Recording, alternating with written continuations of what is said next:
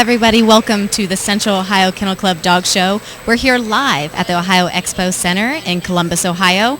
Now joining us, you'll be seeing the Junior Showmanship Best Junior Competition. I'm here with my co-host, Elizabeth. Hi, welcome. We're here to enjoy the dog show, and we're live and excited to have you all here with us. So today, right now, what we're watching is the final round for Best Junior Showmanship. These are children aged 9 to 18 in 6 different classes. They are competing on their skills, not the dogs, unlike later in our competition where we're judging the dogs. Right now, we're judging the handling ability of the junior showmanship. Please enjoy our juniors as they compete, and we are proud to represent the future of our sport. That's right, Kathy. We're coming in towards the end here, and these dogs have already been examined by the judge, judging them based on the class winners, and she's going to pick a winner for us here momentarily.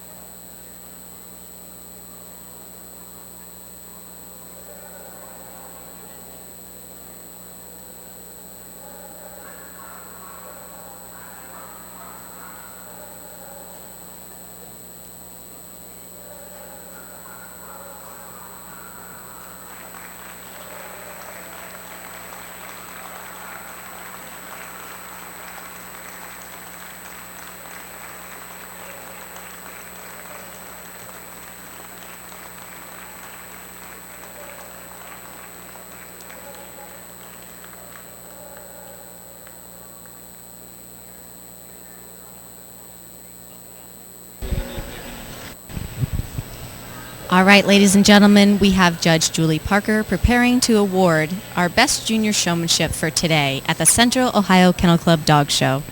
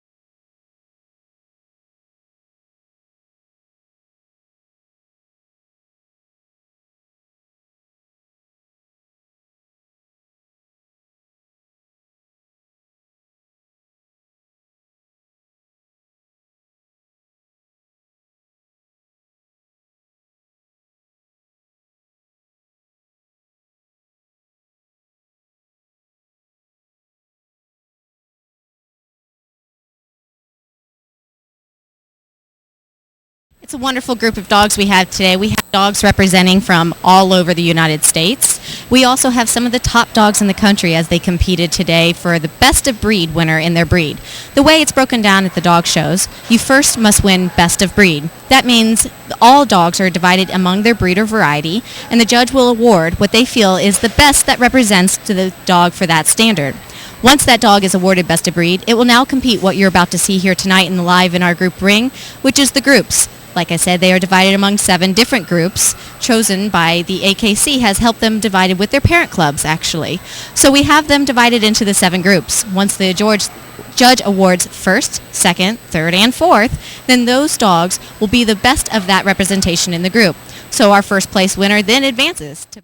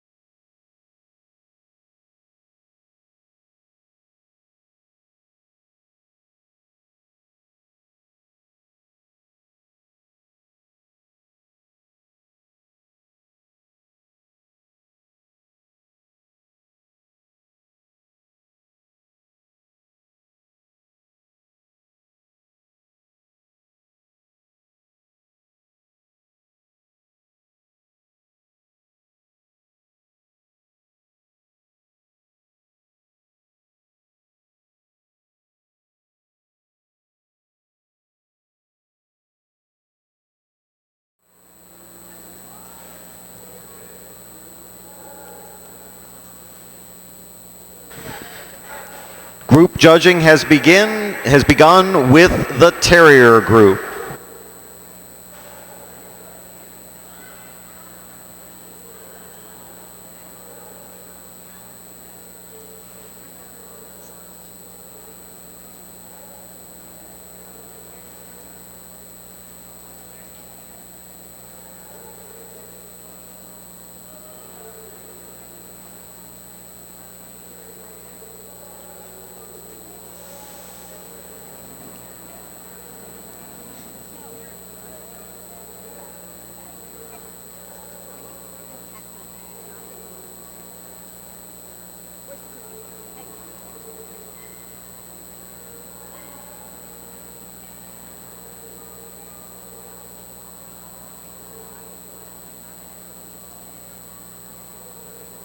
The Kerry Blue Terrier embodies the very nature of the word terrier.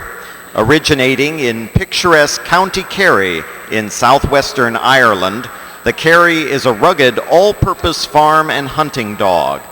This long-legged terrier has a distinctive, soft, wavy, non-shedding coat that is spectacular in show trim.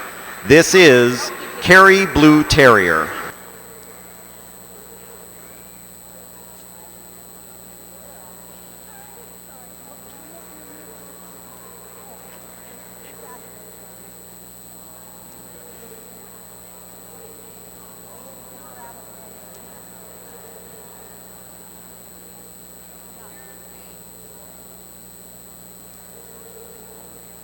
The American Staffordshire Terrier originated from Bulldog Terrier crosses made in the early 1800s.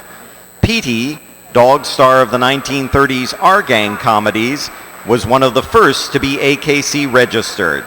The ears may be either cropped or natural, and the weight is proportional to the height. This is American Staffordshire Terrier.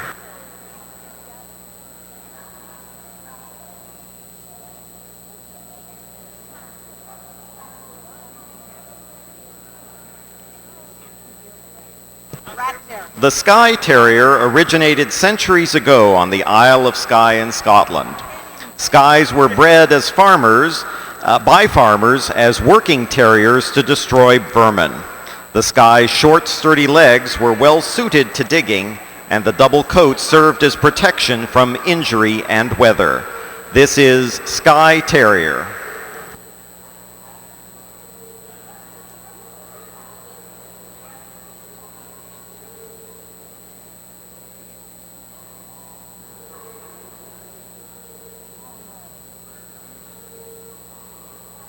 Beyond being a farm dog, Rat Terriers have proven themselves to be a versatile, multi-purpose breed with a playful, happy-go-lucky attitude.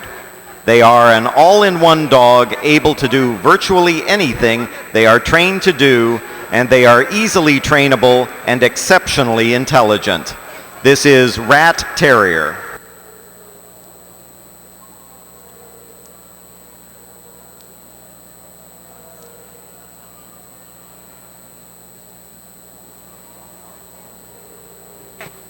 Fox Terriers originated in 19th century England, where they were bred to bolt the fox out of its den. Weighing about 20 pounds, smooth Fox Terriers are fun-loving and lively, intelligent but independent. Excelling both as hunters of small game and family pets, their compact size makes them at home in the city or country. This is Smooth Fox Terrier.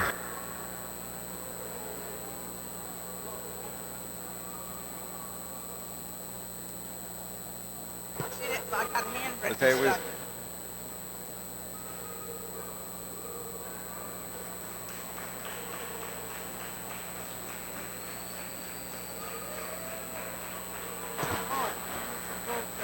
The Wire Fox Terrier is active and outgoing, intelligent but independent. Their compact size, handsome appearance, and happy disposition combine to make them appealing as show dogs and companions. Bred in England to go to ground after fox and small vermin, they have natural hunting and digging instincts. This is Wire Fox Terrier.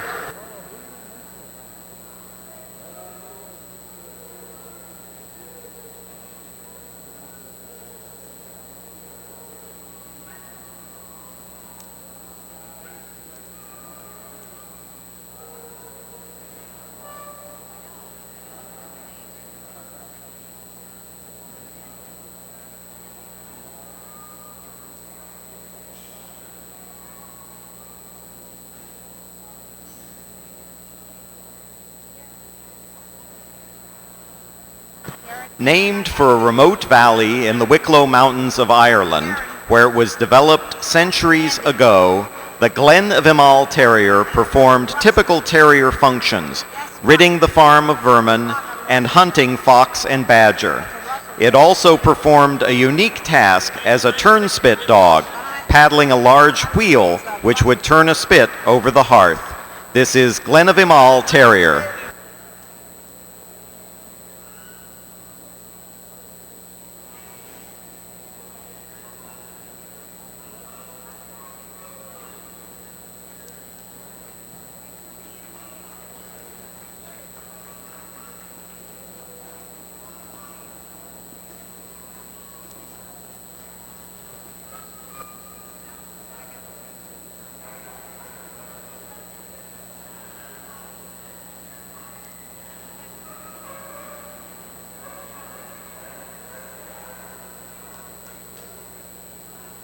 The Border Terrier is without doubt one of the oldest of all terrier breeds. He was developed in the border country between England and Scotland by farmers needing a dog to help them hunt fox, a dog with enough leg to accompany the mounted hunters in the rugged hill country, yet narrow, agile, and small enough to bay, bolt, or draw the foxes from their rocky underground glens. This is Border Terrier.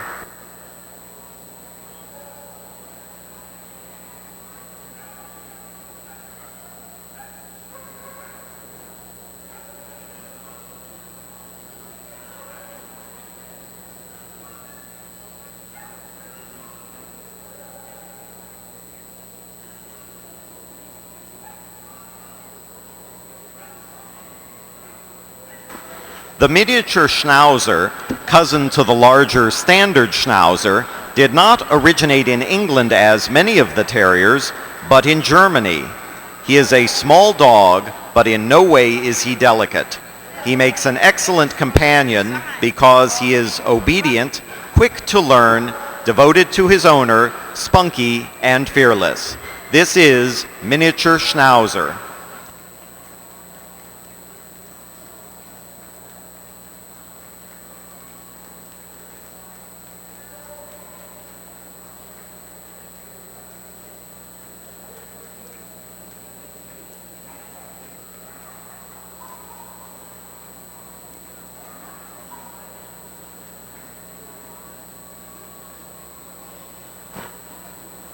In 1450, a Welsh poet referred specifically to a good black and red terrier.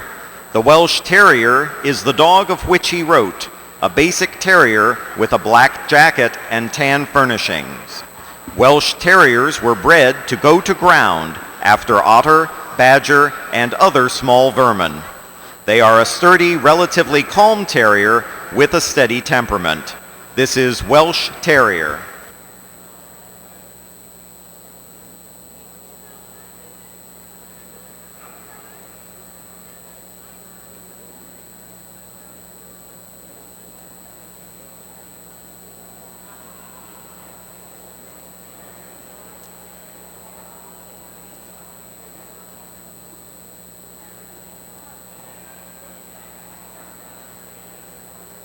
The miniature bull terrier is, as the name implies, a smaller version of the bull terrier. Like its larger cousin, the miniature bull terrier is energetic, playful, and strong-willed. This is miniature bull terrier.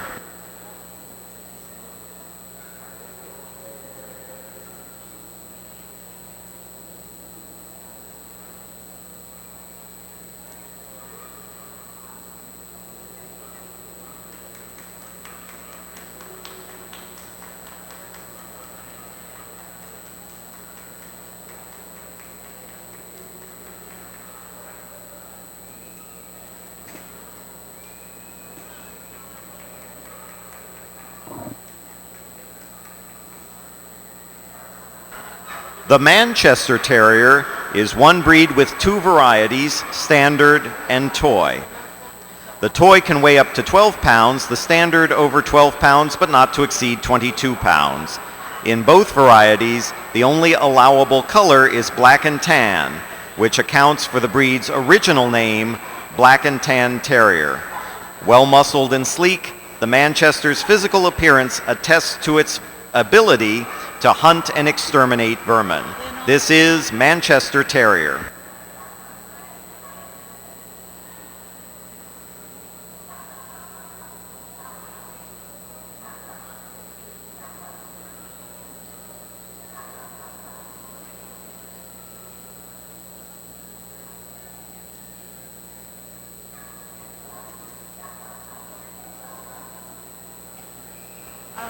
The Australian Terrier is a small, sturdy working terrier with a hard, self-shedding coat and a distinct ruff and apron.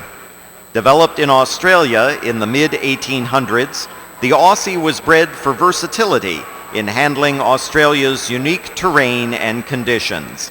The Aussie was expected to help control rodents and snakes, tend sheep, and act as watchdogs and companions. This is Australian Terrier.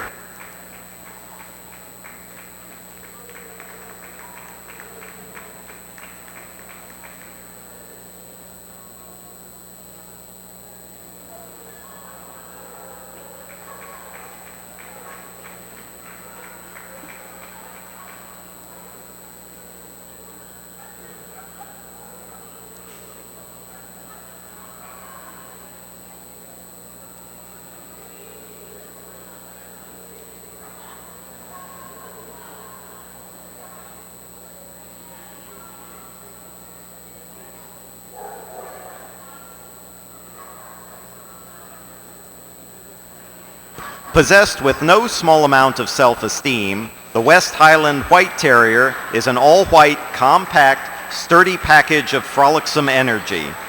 His ears stand up naturally and his tail is short by nature's design. The breed was developed in the Highlands of Scotland for the hard and dangerous work of destroying vermin. This is West Highland White Terrier.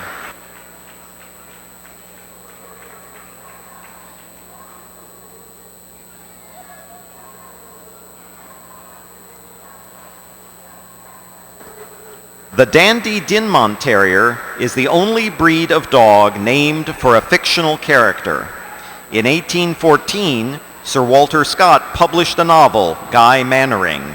In the book, there was a farmer named Dandy Dinmont who kept 6 terriers of a type long known in the border country where England and Scotland meet.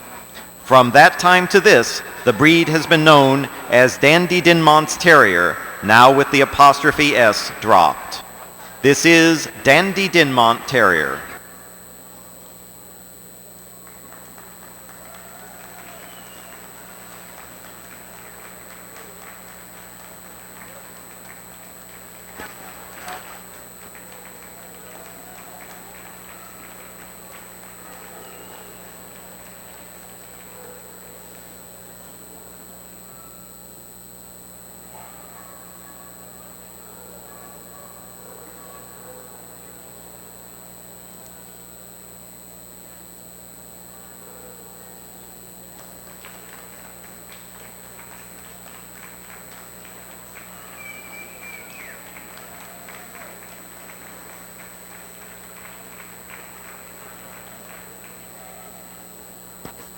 The Russell Terrier is considered the ultimate working earth terrier due to their small size and unique chest. The hallmark of the breed is their small, flexible chest, easily spanned, which allows them to hunt efficiently below ground. This is Russell Terrier.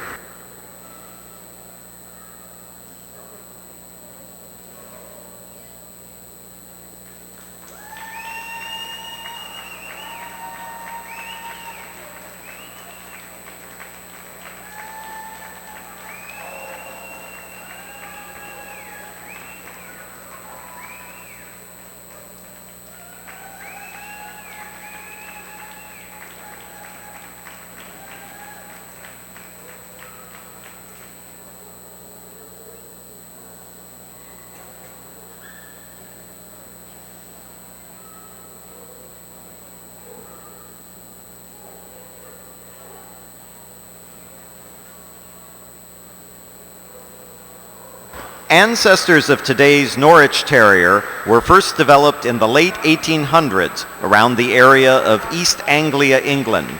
Bred for portability, a harsh weather-resistant coat, and a desire to dispatch small vermin or to bolt fox, this game little dog remains true to his original type, temperament, and sporting nature. This is Norwich Terrier.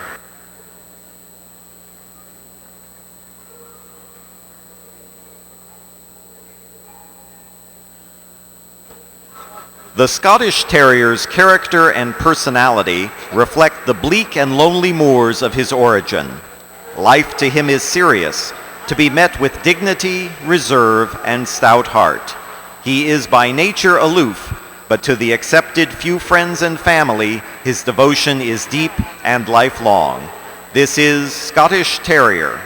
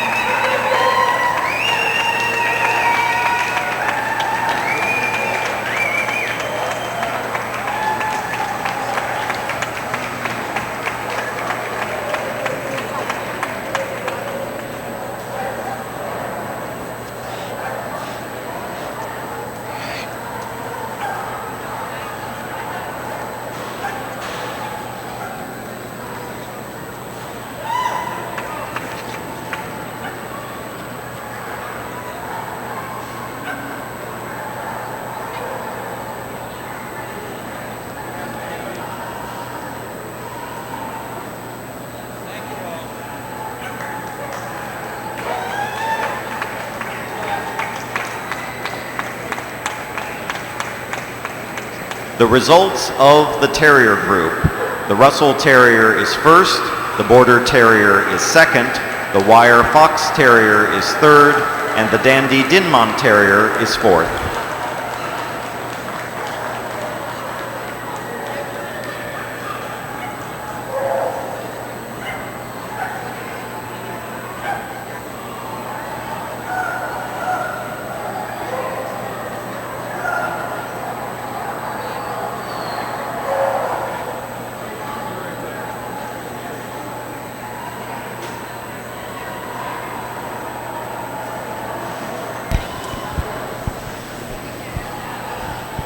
All right, and tonight we have our winner of our Terrier group, which is the Russell Terrier number 7. And then second place we have our Border Terrier. Third place we have the Wire Fox Terrier. And in fourth, the Dandy Dinmont Terrier. All of these dogs have been represented earlier in the Best of Breed class, and they were chosen Best of Breed by their judges earlier today and sent on to advance into our Terrier group tonight. And these are our final 4 winners. Our first place winner now will represent the Terrier group in Best in Show. So advancing on, the Russell Terrier. When they go on to represent themselves in the Best in Show lineup, all the rest of Terriers are now done for the day, and the only one standing will be the Russell Terrier to represent the Terrier group. All a wonderful bunch of dogs today, and we're excited to have them represented. Tonight's judge was Mr. John Wade.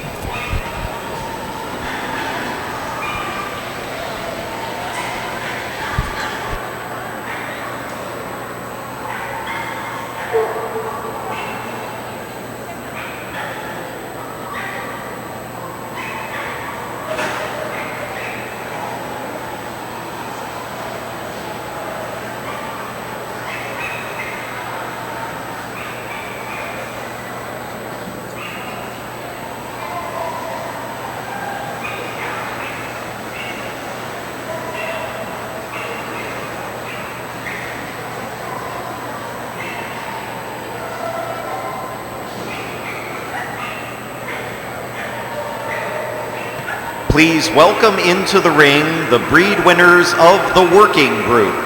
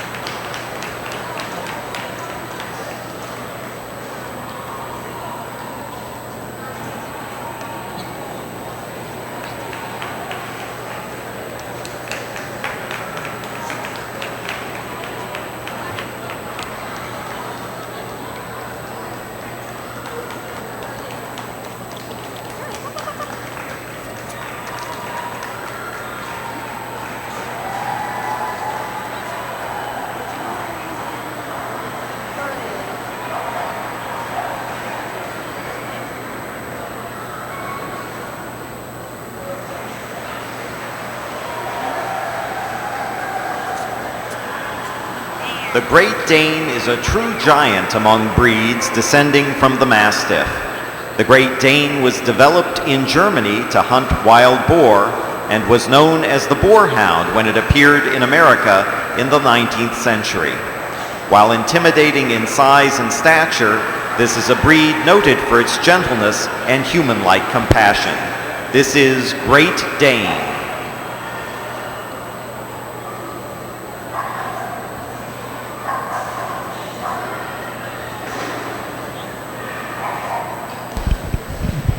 This Great Dane, we are told his name is Ducky. He is a wonderful dog that has been representing the Great Danes today, advanced earlier from his breed classes. It says here he is a bronze grand champion.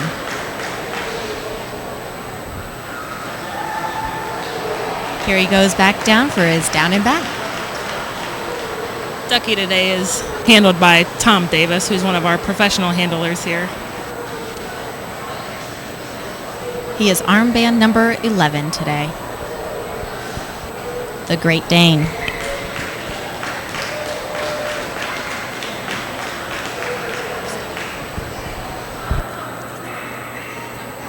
Developed as a drover's dog, the giant Schnauzer was practically unknown outside of Bavaria until the early 1900s.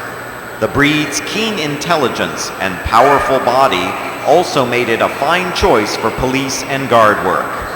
During the 1930s, the first giant Schnauzers were imported to the United States, but it was truly a rare breed until the 1960s. This is Giant Schnauzer.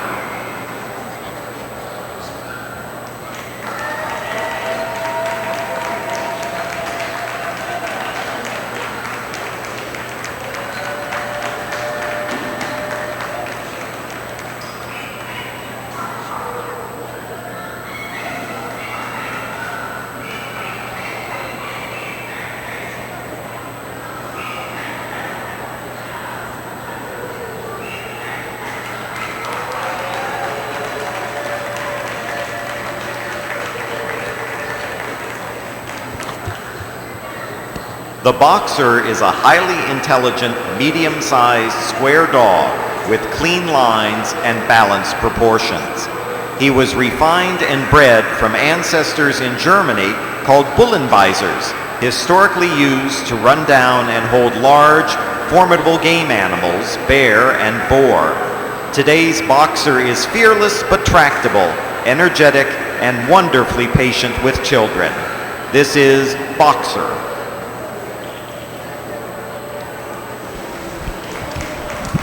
This Boxer today is armband number 39. His name is Maverick. He's actually a brindle boxer. You know, the Boxer is a pretty common dog you do see around. Sometimes you see them in different colors. They also come in fawn. And this is a typical dog that you might see around your neighborhood. But today, this is Maverick representing best of breed from the Boxers.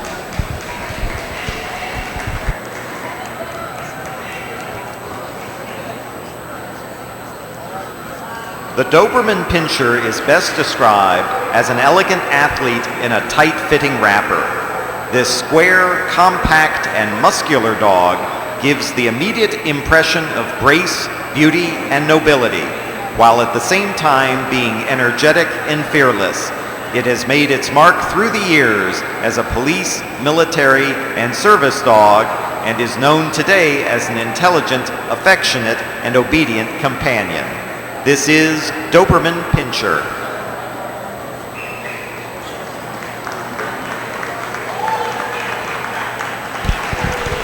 And this Doberman today is representing the best of breed winner, number 48.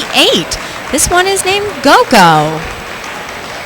Kathy, it says here, Go-Go enjoys eating ice cream and barking at the neighbor's chickens. I think I might bark at the chickens The Great too. I mean, that Pyrenees seems is a large, realistic. principally All right, Go-Go, you go dog ahead and bark at your used chickens' since neighbors. 3000 BC by Pyrenees mountain shepherds in southwestern Europe.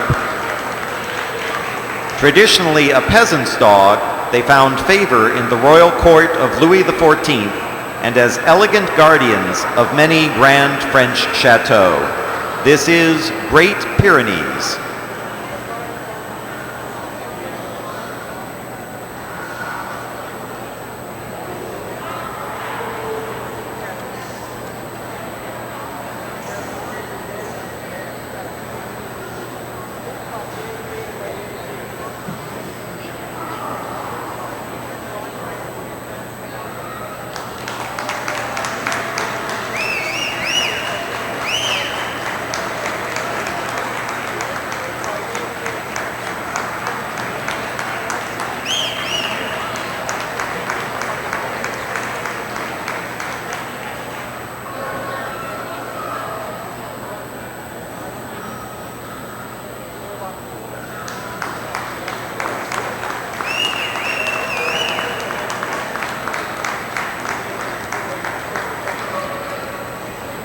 Within the St. Bernard standard, the words powerful, muscular, strong, or strongly developed are often repeated. These words represent the foundation of correct St. Bernard breed type. The St. Bernard must be capable of performing his historical tasks as a companion, draft, rescue, and guard dog, requiring not only strength, but also, as importantly, strength of character. This is St. Bernard. This is St. Bernard number 10 today. Her name is Izzy. She is here representing the St. Bernard. She was chosen best of breed earlier today, and although Izzy looks mighty beautiful going down and back, her owner says she likes to carry her lead in her mouth everywhere except for the ring. So she must know it's showtime. She's a true showgirl, I assume.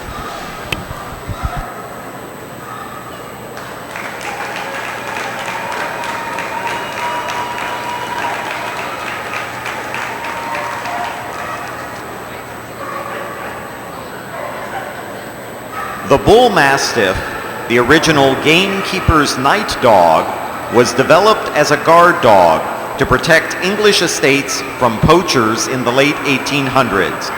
The breed was recognized as purebred in England in 1925 and 10 years later in the United States. Today's modern Bull Mastiff is an agile and athletic dog, sound in temperament and body. This is Bull Mastiff. This is the Bull Mastiff chosen today for the best of breed in Bull Mastiffs. His name is Xander, and we have a little more information on Xander. Elizabeth, would you like to tell us? Yes, Kathy. Apparently we have a lot going on with farm animals today. Xander's nickname is Piggy Boy because of all the sniffs and snorts that he makes. And he also is a true Bull Mastiff who patrols 40 acres of land.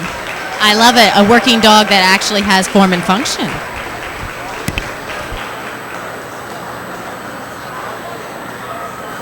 The Samoyed is an ancient working breed developed by the nomadic Samoyed people of Siberia. His jobs included herding reindeer, hunting, and hauling sledges and guard work. The exceedingly close association with humans helped to imprint a wonderful temperament on the breed with the smiling face, laughing eyes, and stunning silver-tipped coat. This is Samoyed.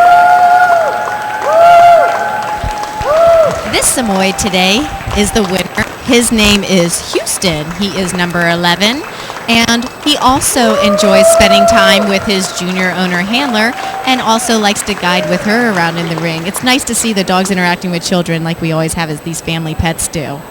Yes, Kathy, that's right. With these big dogs, it's great to see them with kids, not just toy breeds, but the big, gentle breeds as well. That's right. Truly gentle giants. We love that representing today in the working group.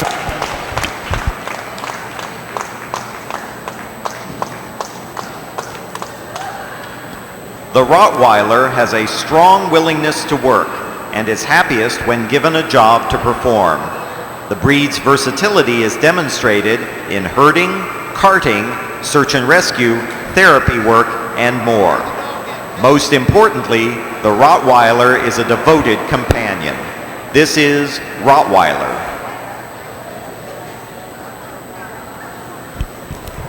This is Rottweiler number 11 today, winning best of breed. Her name is Elsa. We hear Elsa is also a therapy dog. Again, a wonderful representation of what a true dog show is. We're here to represent not only the beauty on the dogs, but also what they represent to our community. It's an outstanding representation for what everyone should see, and we like to see that these therapy visits happen. Tell us about Elsa a little more. Yes, Kathy. Apparently she goes in and visits the patients on a regular basis, weekly. She's a great ambassador for Rottweiler breed and just breeds all around. It's great to have those big dogs there. That's right. Thank you, Elsa, for being a true therapy dog. We enjoy that.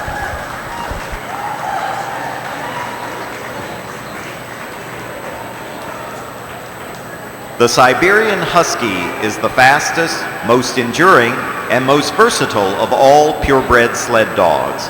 He is extremely affectionate, even clownish, but is also independent and sometimes headstrong. He requires a fenced yard because he loves to run and generally does not come when called. This is Siberian Husky.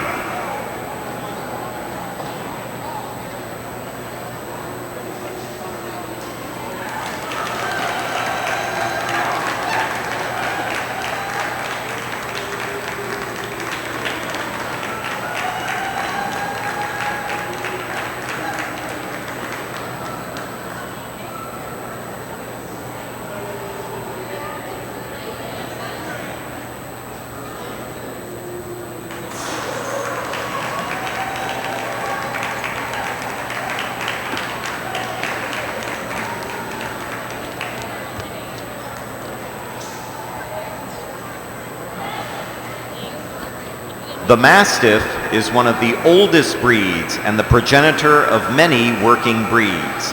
History traces the Mastiff to the 7th century BC with stories of their use in the Colosseum, protecting knights in the Crusades, and guarding castles and manor houses. Today they serve as faithful family companions and home protectors. This is Mastiff.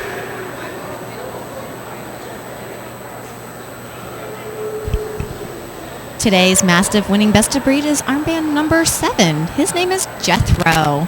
Jethro was here from a large, competition of Mastiffs today. We had an outstanding representation of the breed, and it's always nice to see, as we have the truly gentle giants of the working group here.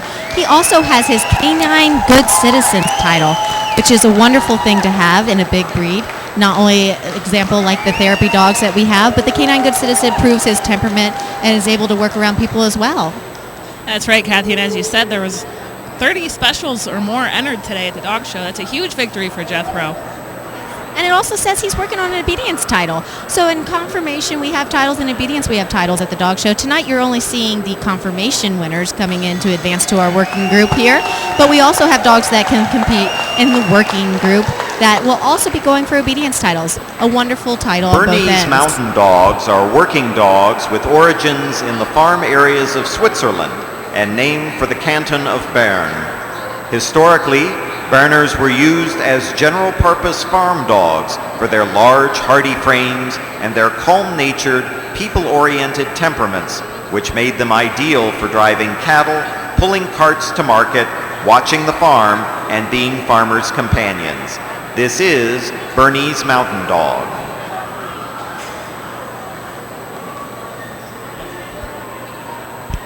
And this is Bernese Mountain Dog number 15. His name is Ace. Elizabeth, can you tell us about Ace? Well, apparently Ace is in love with himself, Kathy. He loves to sit on the couch and look at himself in the mirror. Oh, don't we all? But that's all right, Ace. You go ahead, you look yourself in the mirror. Congratulations on your Best of Breed title today.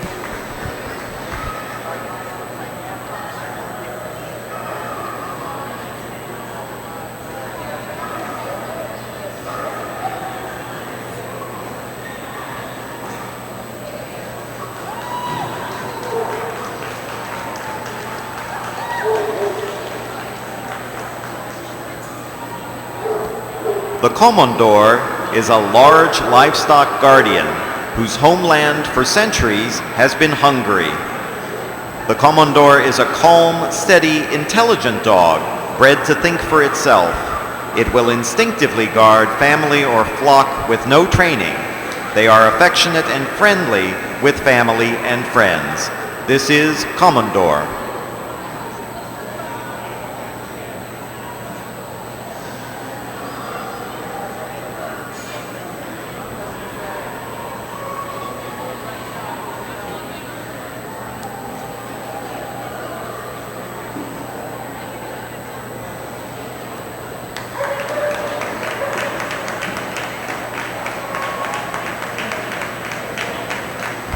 This is Commandeur number 7. Elizabeth, a lot of people don't quite understand the coat on this breed. We see that it is a corded breed. It does take time over the years to work the coat and form it into these beautiful cords, as you see here, much like the Puli that you'll see later in the herding group.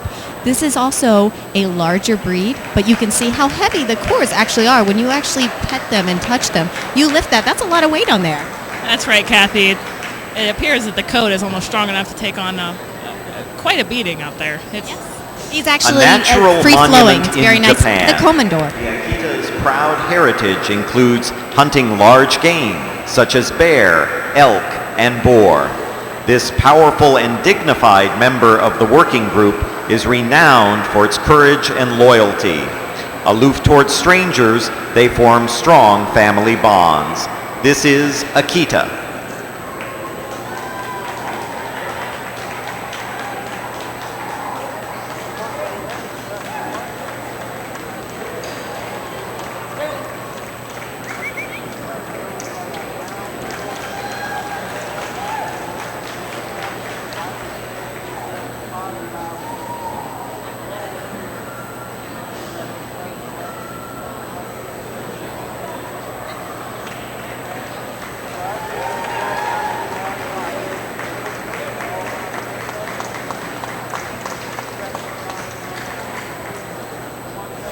The Cane Corso is an ancient Italian breed, robust and muscular, yet still elegant and athletic. Historically found on the family farms, its primary function was minder of livestock and property, as well as hunting companion for large game. The overall demeanor of the Cane Corso is confidence and impressive presence. This is Cane Corso. This is our best of breed winner, Cane Corso, today, named Xerxes, or as his owners like to call him, Boo Boo. Now, Xerxes is a very sweet boy. We also hear a little more information about Xerx. Xerx's favorite buddy is a little 12-pound French bulldog named Tipsy. Oh, see, big and lovable. That's what we like to see in our working breeds. This is our best of breed winner, Xerxes.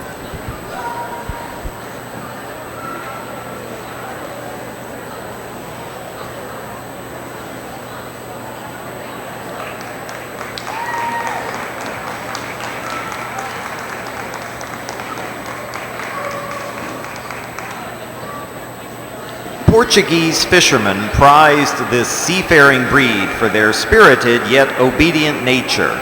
A robust dog of medium build, the Portuguese water dog can complete a full day's work in or out of the water. He is a loyal companion and an alert guard. This is Portuguese water dog.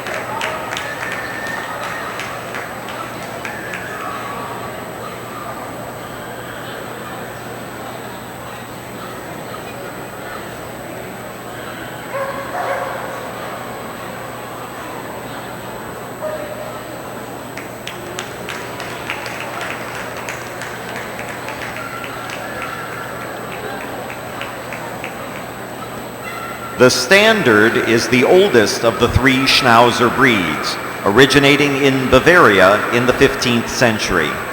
Highly intelligent, this medium-sized, sturdy dog was the working companion of the common man, a drover's dog, rat catcher, and guardian. Now primarily family companions, their versatility is still in evidence. This is Standard Schnauzer. Today's breed winner is number 7. His name is Finn. He came from us earlier from his breed ring, the Standard Schnauzer. That's right, Kathy. Didn't we see a Schnauzer earlier in the terrier group? Actually, we did. That was the miniature Schnauzer. You have 3 different sizes here, too. The miniature Schnauzer was from the terrier group. In this group here, we have the giant Schnauzer, which we saw early on in this group. It was lined up in the second in the row.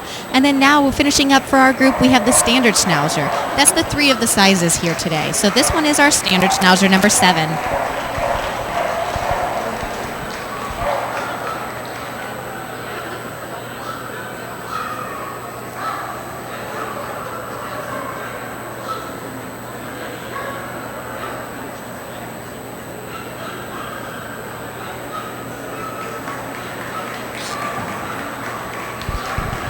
All right, today now we have our judge making his short list here. He's making his final cut from the dogs that he has already examined.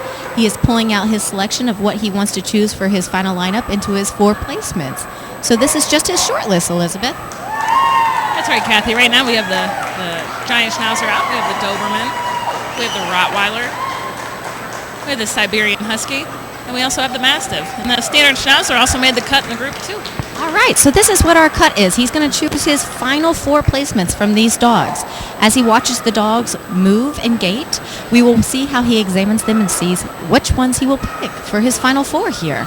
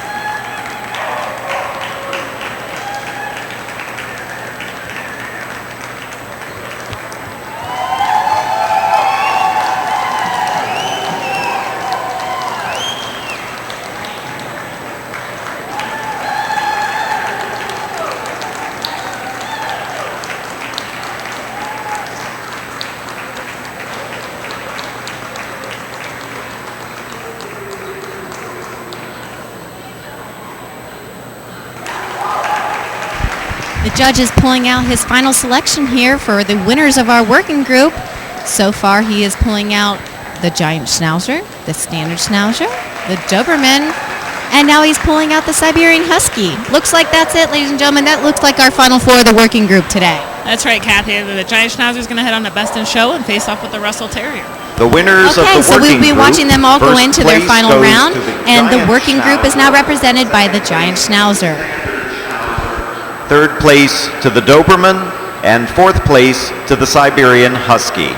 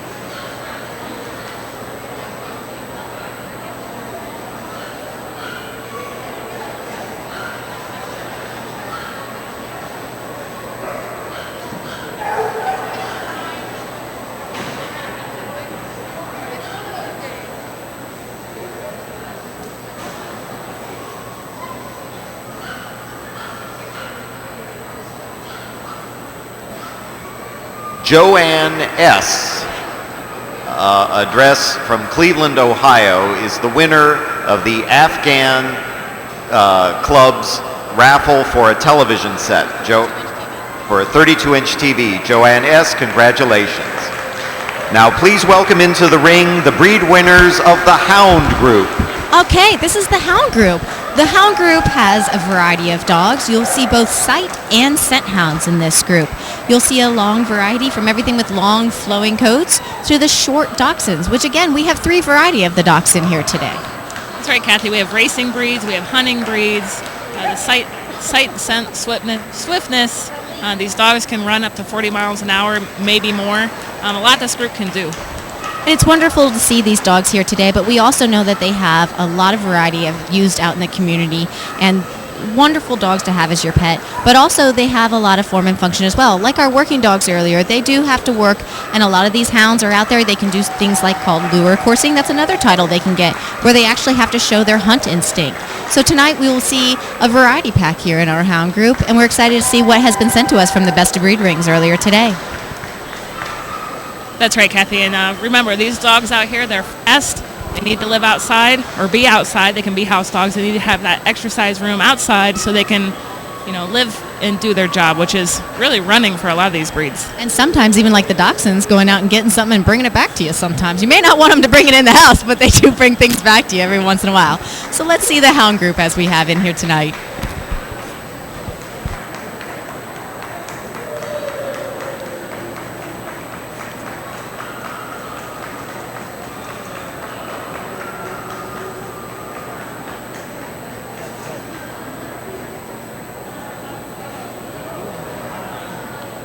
A swift sight hound, the Afghan hound was discovered by the Western world in Afghanistan during the 19th century.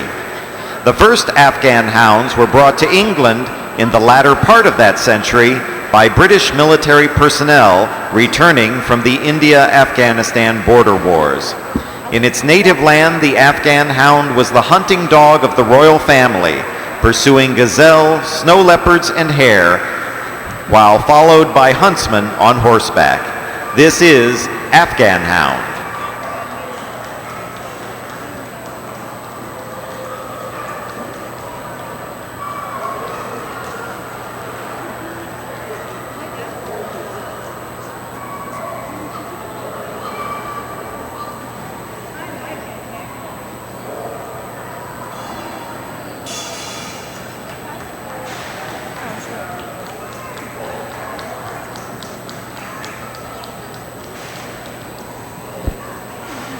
Salukis appeared in Renaissance artwork but did not become part of the Western dog scene until after the First World War. Centuries of breeding for hunting excellence created a hound with great vision and a hardiness at odds with their graceful appearance. This is Saluki. Our best of breed winning Saluki here today is armband number 9. We're told his name is Snapple. You ever drink one of those Snapples? You know how under the lid there's a little Snapple fact? I wonder if that's how he got his name. They like the Snapple fact. Did you ever know that? I did not know that, Kathy, but I like to take those caps and I like to snap it back and forth just to annoy my mother. Maybe not what the Saluki does, but this Saluki also loves children and likes to do tricks. So maybe later on we can find out what kind of tricks Snapple likes to do. That's right. He just did one where he tried to jump up on his owner. Just another friendly adventure of the hound.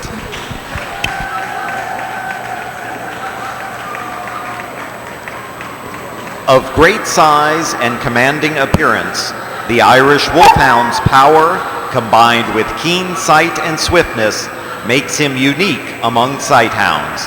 The tallest of all AKC recognized breeds, the ideal Irish Wolfhound should possess the speed to catch a wolf and the strength to kill it.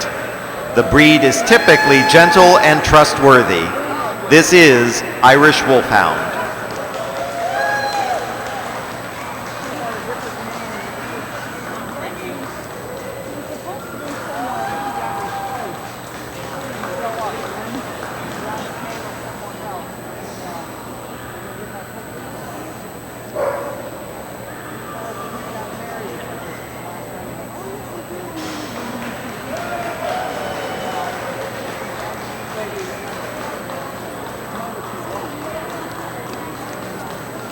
A swift and ancient coursing breed dating from the time of Cleopatra, greyhounds accompanied Spanish explorers to the New World in the 1500s and were present in the colonies by the Revolutionary War.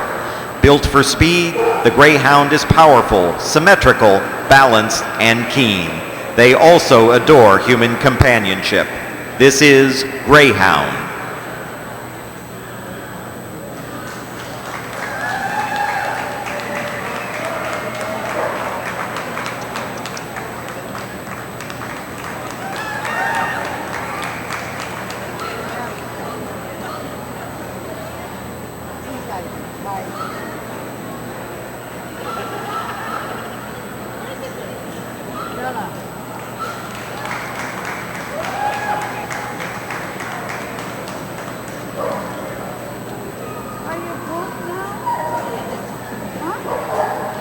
The fleet and powerful Borzoi originated in Russia and was used by the Russian aristocracy to pursue and catch wolf, fox, and hare. While still used for hunting, they excel as companions and show dogs with gentle temperament and striking good looks. This is Borzoi. Our best of breed winner, the Borzoi here, he is number 15 today. We're told his call name is Clark. So this is our Clark, the Borzoi. It's a soft, gentle moving dog. You can see he moves with grace and it's effortless movement as he goes down and back.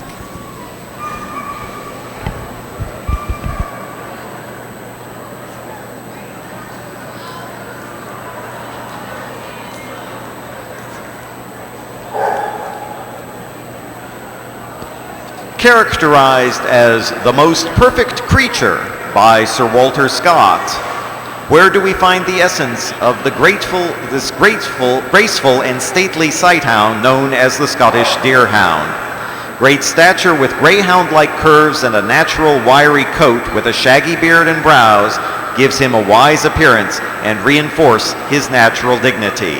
This is Scottish Deerhound. This is Ghost, our Scottish Deerhound winning best of breed today at our dog show at the Central Ohio Kennel Club Dog Show.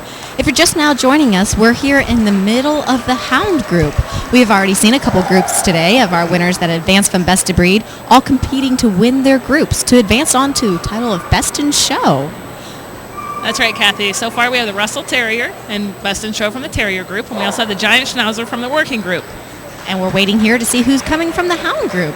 Our variety pack of hounds have been represented very well today. And the this black is our hound and tan coonhound is an old scent hound breed, descended from a careful combination of the foxhound and bloodhound.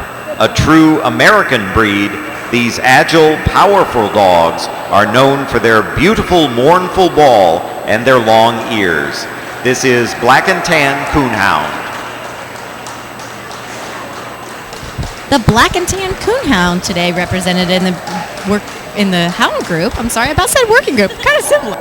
But this is in the hound group. We have the Black and Tan Coonhound. And you know what I know about the Black and Tan Coonhounds? They are active at night.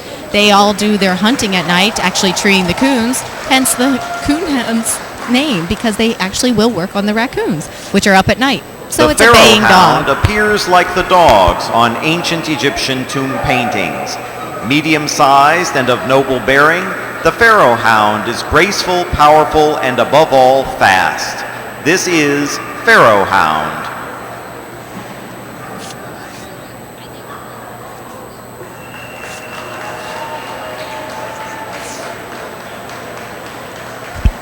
The Fairhound. Today, his armband is number 7. His name is Raiden.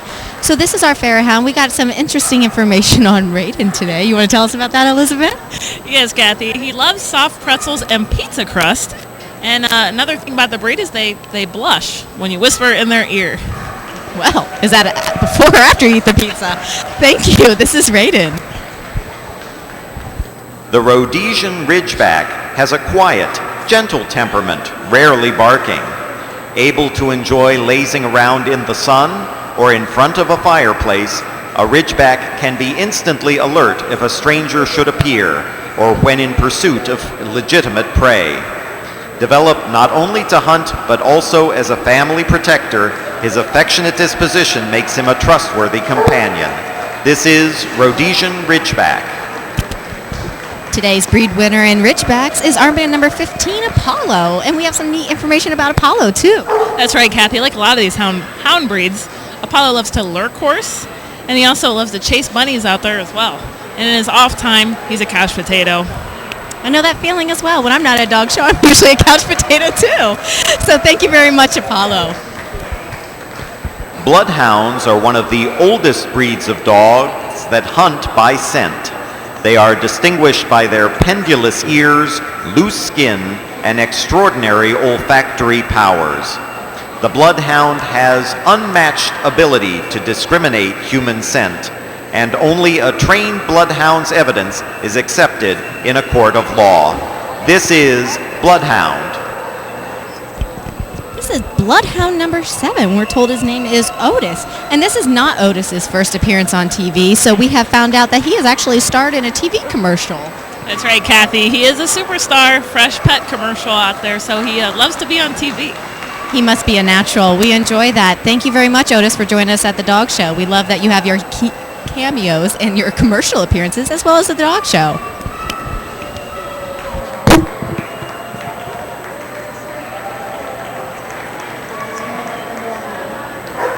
Originally used in England as pack hounds to trail and kill otter, said to interfere with trout and salmon fishing, the otterhound hunted its quarry on land and water.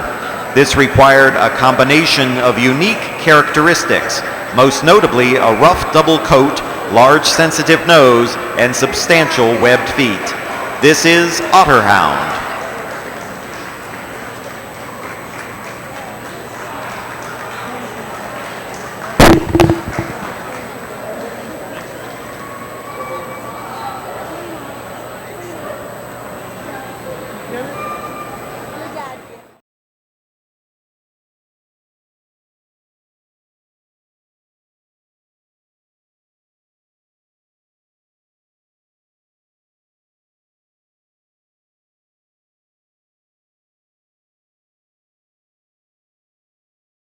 American Foxhound was developed to hunt over the roughest conditions and across the vast landscapes of North America.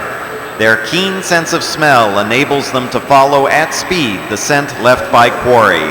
The huntsmen of Virginia developed the first true American foxhounds from English as well as French and Irish stock. This is American Fox.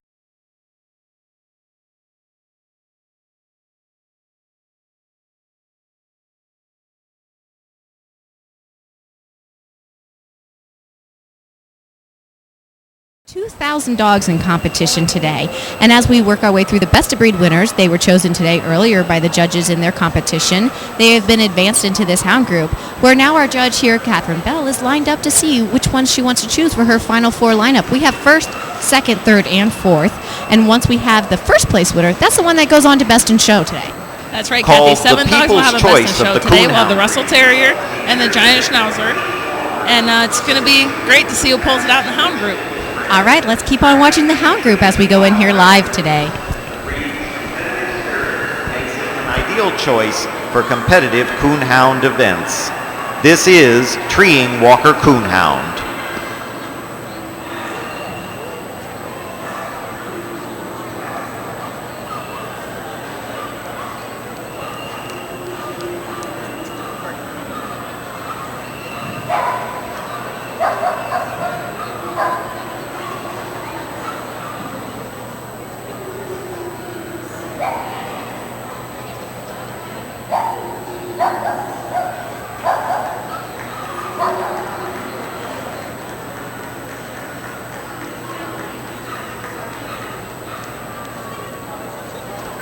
From his ancient heritage as a hunting and guard dog companion to the Vikings, the Norwegian elk hound is a fearless hunter of moose and other big game in Scandinavia.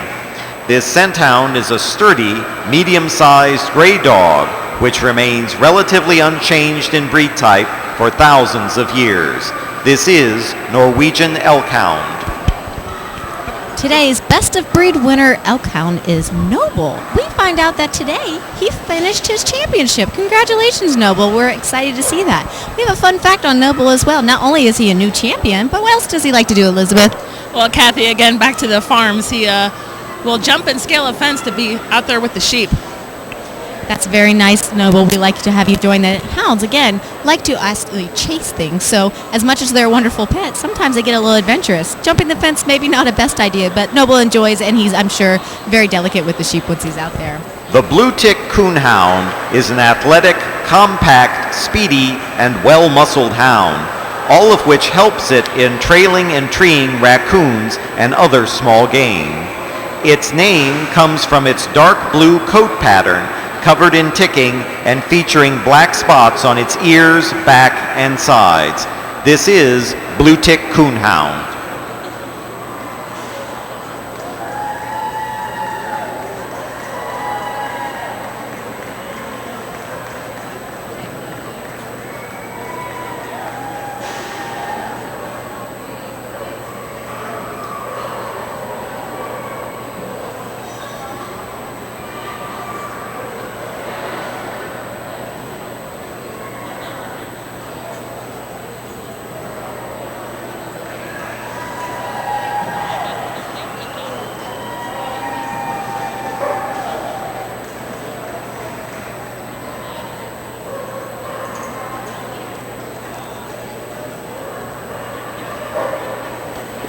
The Whippet was probably bred from greyhounds crossed with terriers and established as a breed in northern England nearly 200 years ago. Recognized by the AKC in 1888, the Whippet, because of his natural athletic abilities and endearing personality, has continued to gain popularity ever since. This is Whippet. Today's best of breed winner, the Whippet. This one is Smoke, armband number 9. Smoke also likes to enjoy being active, show dog, but I think he likes a little downtime too. What did we find out, Elizabeth? Well, Smoke likes to sit at home on the couch and watch sports and eat popcorn with his dad. I can see where he might enjoy that, so I wonder what team he roots for. Think it's local? Well, he doesn't have the opportunity to watch football on Sundays. He's at dog shows all the time. That's why we got TiVo. Way to go, Smoke.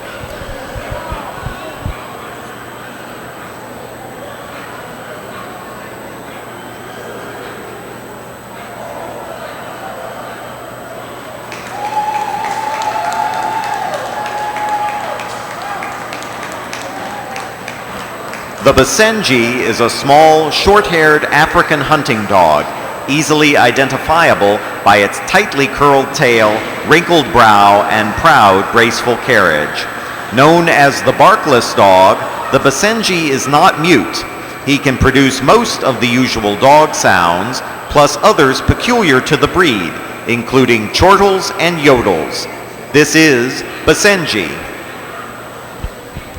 Today's Basenji Best of Breed winner here is number 18, Miss Olive.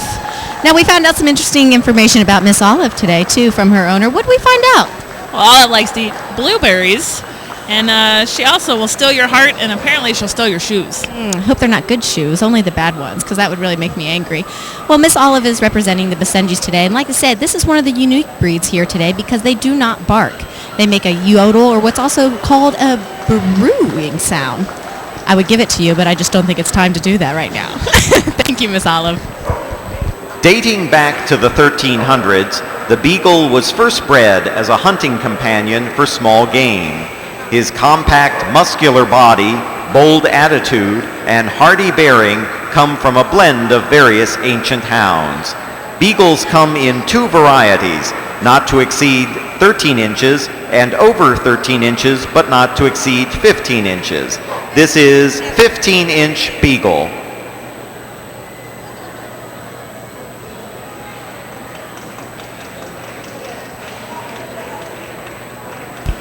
This is the beagle, the 15-inch type. Like they said, there are two sizes of beagles, and they do break them down into two different varieties of the one breed. You'll also see this later when the dachshunds come in. Those are another breed that is divided by the variety. And this one is, again, our 15-inch. This is JR, number 7 today.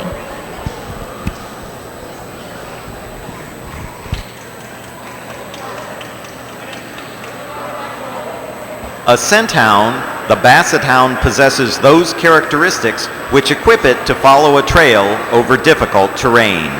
It is a short-legged dog, heavier in bone, size considered, than any other breed of dog. This is basset hound.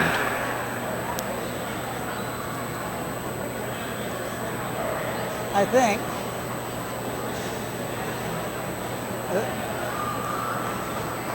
Huh?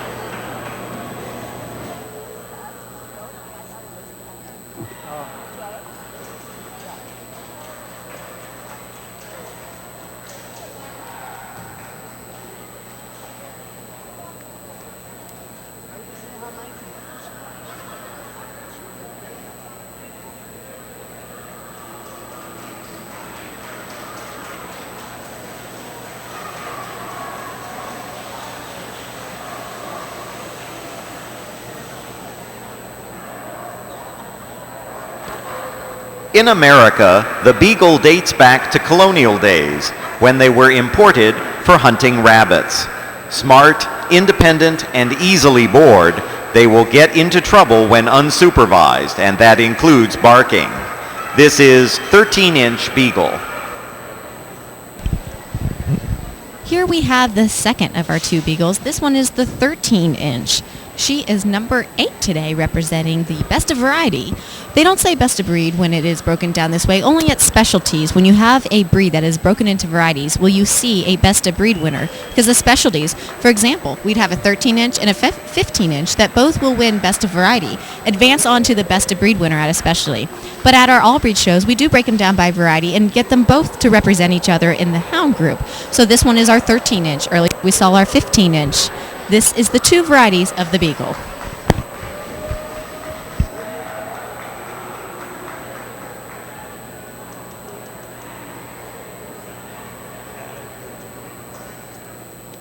Good girl.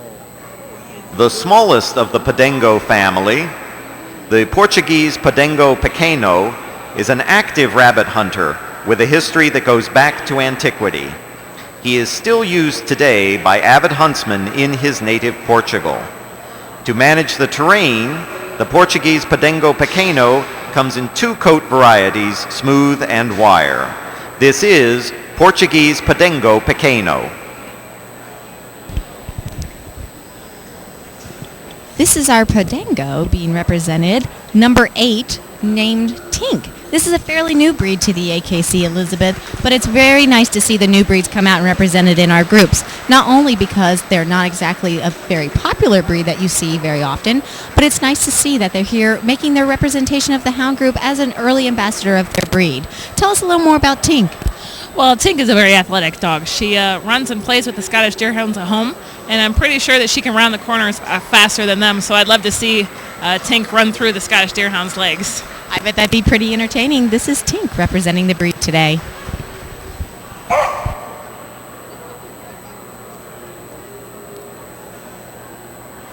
The Dachshund, developed in Germany 3 centuries ago, is a perfect example of form following function. With his long, low body, prominent forechest, and front legs designed for digging, the Dachshund is well equipped for going underground to hunt badger and other den-dwelling animals. The 3 varieties, long-haired, smooth, and wire-haired, compete separately. This is Smooth Dachshund.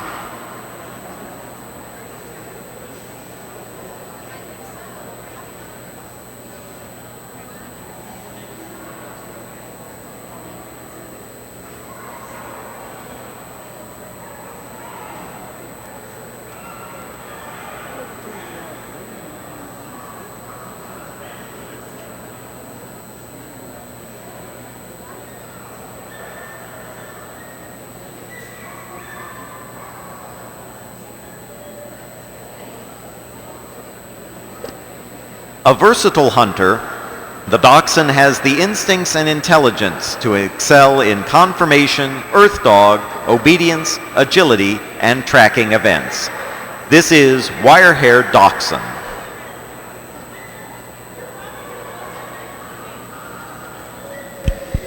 This one is the wire-haired Dachshund. Again, Elizabeth, this is where you'll see the variety among the breed, because the breed is broken down to 3 different coats, all of which are basically judged on the same standard except for the coat. That's the only thing that divides them among the variety.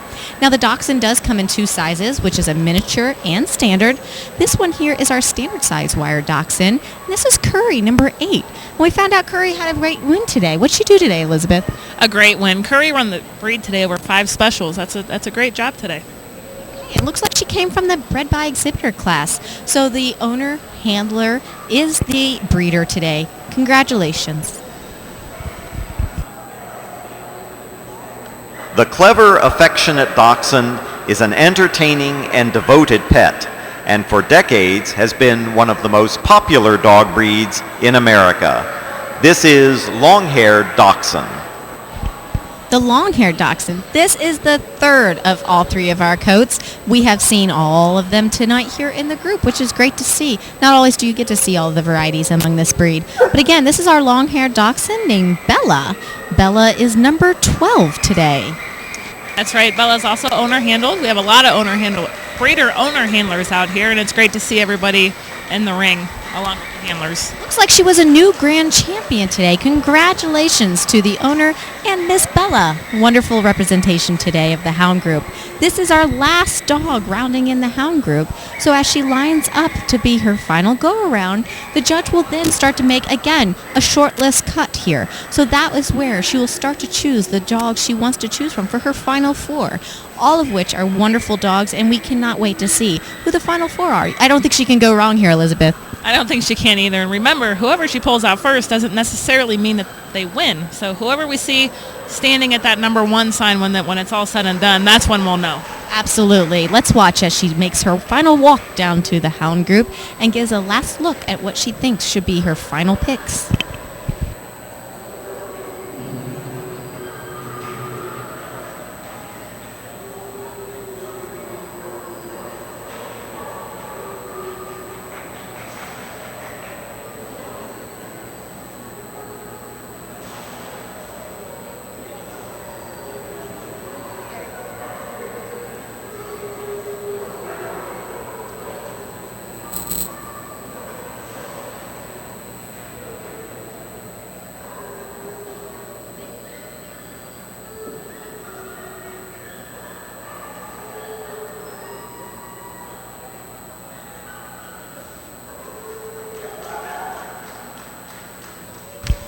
Here she is pulling out her final selection of this is the cut. She gets to choose which dog she wants to bring in as her final cut. This is the ones that she will choose for the final 4. Once she takes her short list, the rest will be excused from the ring, and she'll continue to work here on what she wants to see. That's right, Kathy. They're all going to work on this last cut, and we're going to see who comes out on top. Wonderful. Let's watch as she gives her final lineup here. Looks like we have everything from large to small in the lineup. It's really nice to see that.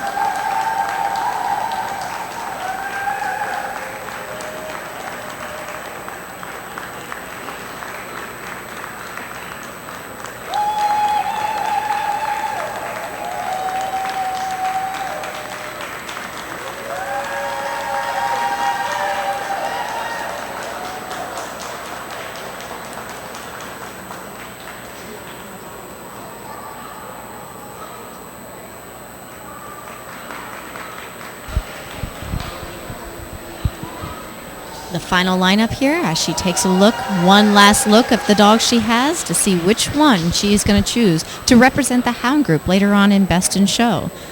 First, she's taking a walk up and down the line and analyzing each dog. They are being compared not only to each other in the ring on how well they're showing, but to the best of their breed standard. The judge is making sure that that dog most fits what the breed standard is ideally supposed to be. Looks like we have our final choice. Coming in for the hound group, actually we have the Scottish Deerhound winning a group first tonight. That one will be going on to represent the hound group into Best in Show. And as we continue down our lineup, looks like we have the Afghan getting a group 2. The winners of the hound group. The Whippet group 3. First place Black and Tan Coonhound number 4.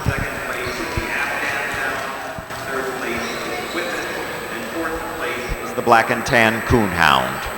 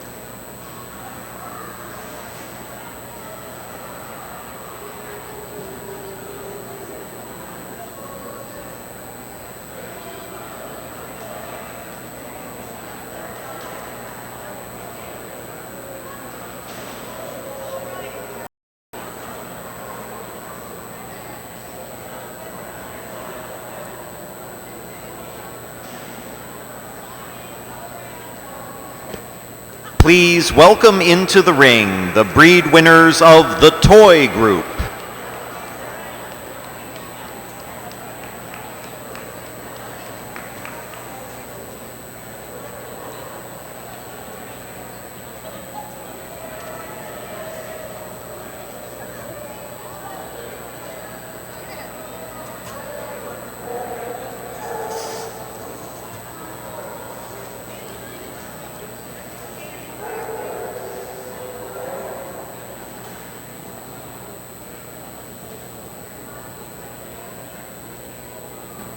The Chinese Crested comes in 2 distinct varieties, hairless and powder puff, shown together in breed competition.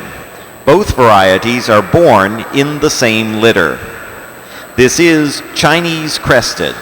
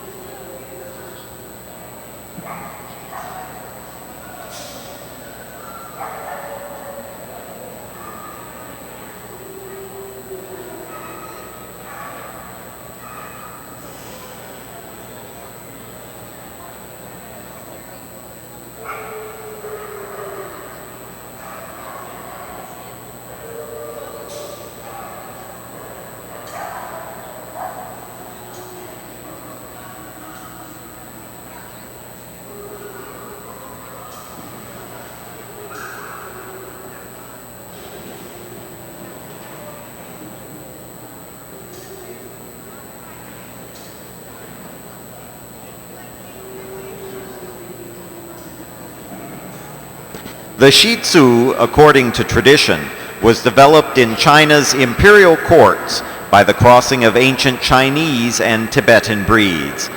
This royal toy dog became extinct in China following the Revolution of 1949, but fortunately, a number of Shih Tzu had been taken home by diplomats, so the breed was continued in England, Norway, and Sweden.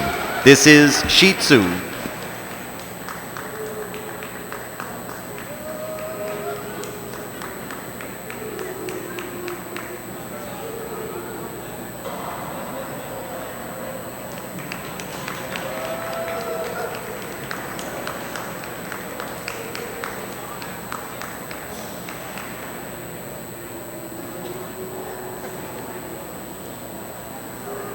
The English Toy Spaniel is truly a dog for the connoisseur. It is affectionately called a Charlie after King Charles I and II, the breed's most noted patrons. Its devotion to its owners, its sweet and entertaining nature, and its unusual domed head and sweet expression make it a first-rate companion dog. This is English Toy Spaniel.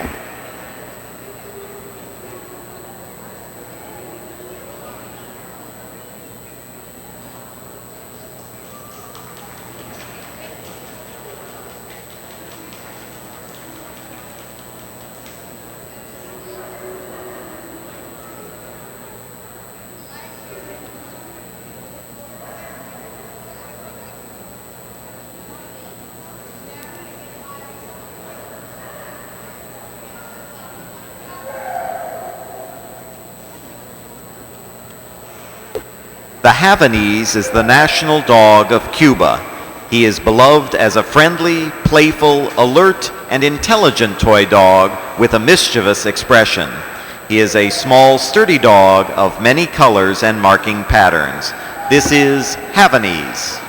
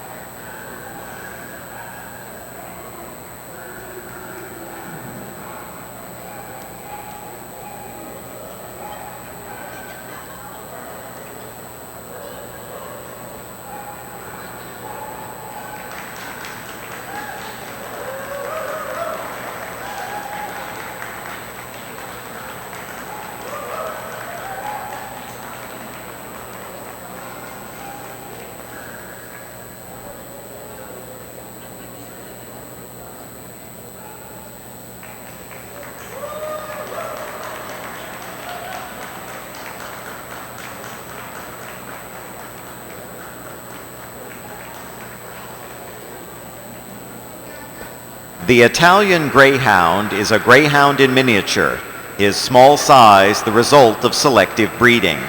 While there is some difference of opinion, it seems that his original role was both as a hunter of small game and as a companion. This is Italian Greyhound. Today our breed winner in the Italian Greyhound is number 10. This is Z. It says here that Z loves dog shows. You know what? I love the dog shows too, and it's been wonderful. I've been in it all my life. Started when I was a very young girl. How about you, Elizabeth? I as well. I started when I was about 10 years old. I did not show in juniors, however. I've been showing since I got out of high school, and that was back in 2004. Right. We also love the dog show, Z. Thanks for coming today and representing the Italian Greyhounds.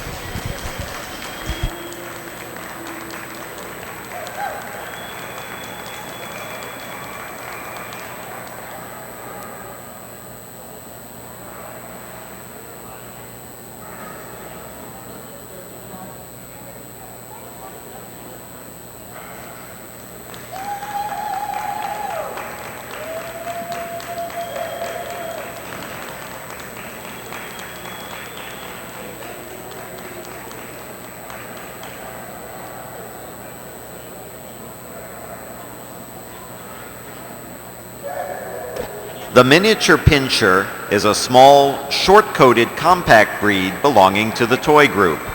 Min Pins are alert, active, fearless, and naturally inquisitive. When moving, they are further distinguished by their unique hackney-like gait.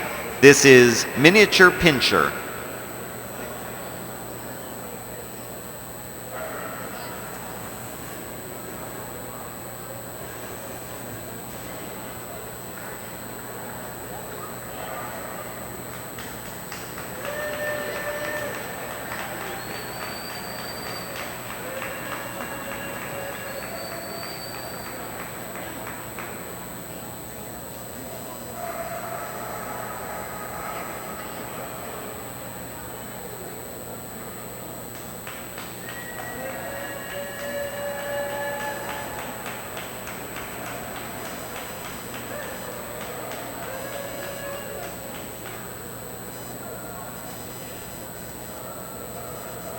The ancient dog of Malta, as they were called many centuries ago, Maltese through the years have been gifts for royalty, lap companions, and comforters, and sought after for their owners' pleasure and amusement.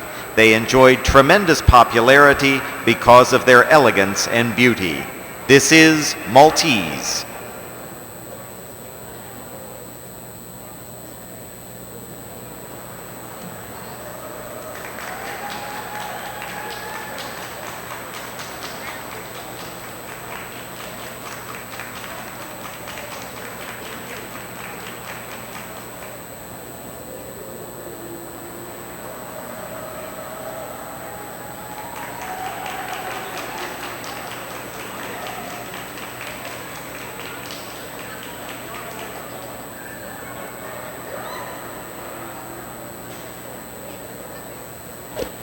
The Affenpinscher is a happy combination of charm and pluck, taking himself very seriously. A small dog with stamina, agility, and great courage, he is also a sensitive and gentle companion with a great desire to please. This is Affenpinscher. Today's Best of Breed winner is actually number 7. This is Ludwig. Today we got a chance to catch up with Ludwig and find out some interesting information about Ludwig. Elizabeth, what do you think we got to know? Well, Kathy, again with the farm animal thing, Ludwig loves to ride on his miniature pony. And he also loves cats and black dogs, and he's a TV watcher as well. So I think tomorrow he's going to be watching himself on TV. Hi, Ludwig. Hi, we hope you're enjoying your time. And then maybe go out for a ride on your little miniature pony.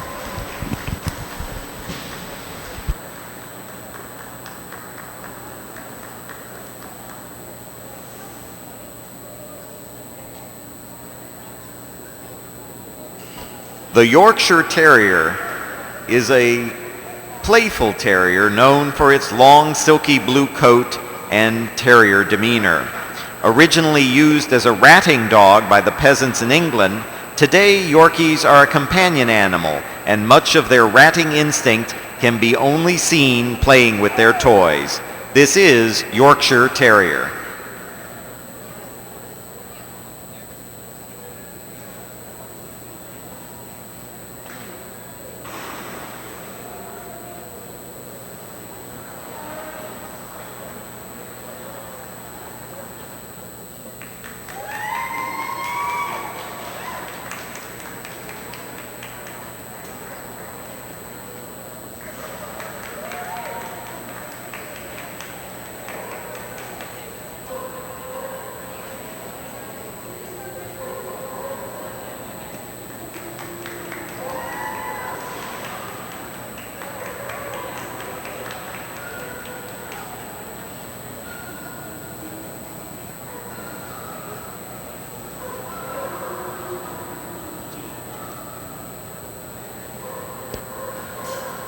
Don't be fooled by the poodle's fancy haircut. This is a dog for all reasons. Whether you desire a charming companion or a show dog with a sense of humor, the poodle fits the bill. And mostly because he or she is bright, alert, and trainable. This is Toy Poodle. This is another one of our variety winners. This is the Toy Poodle Randy, number 11. That's right, Kathy. And Randy isn't the only poodle here, is he? Yeah, we actually, again, like we had earlier with our Dachshunds and Beagles in the Hound group, later on we're going to see in our non-sporting group, we're going to see the other two poodles. This one is the toy poodle, represented in the toy group, and then in the non-sporting group, we're going to have standard and miniature in there. Again, the three varieties that lead to their best of breed winners. So this is our best of variety breeder number toy poodle.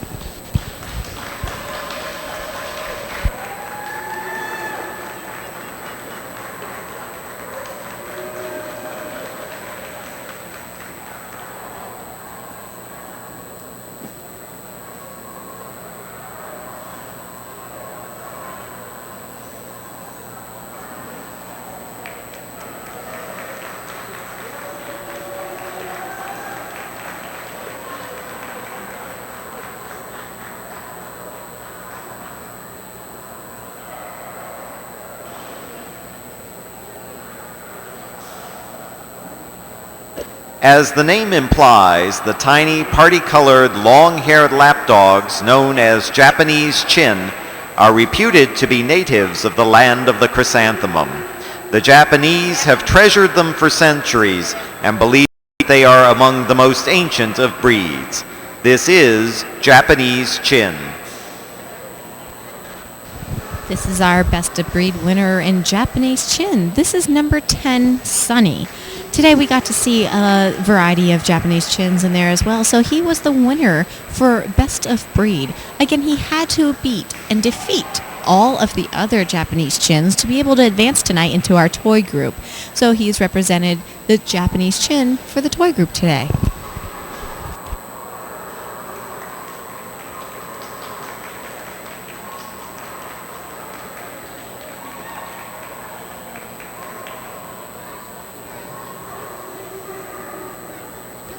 The Pomeranian is a Nordic breed which takes its name from the province of Pomerania, now located in northern Germany. It was bred down to its current 3 to 7 pound toy size from larger ancestors which were used for herding and for pulling sleds. This is Pomeranian.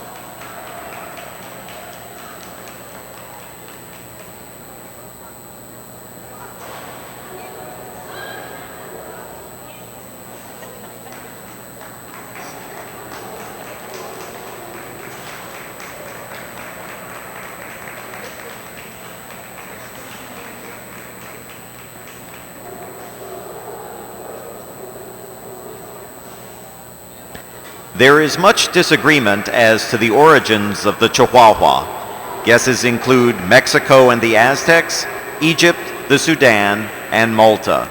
But there is no question that it is an ancient breed.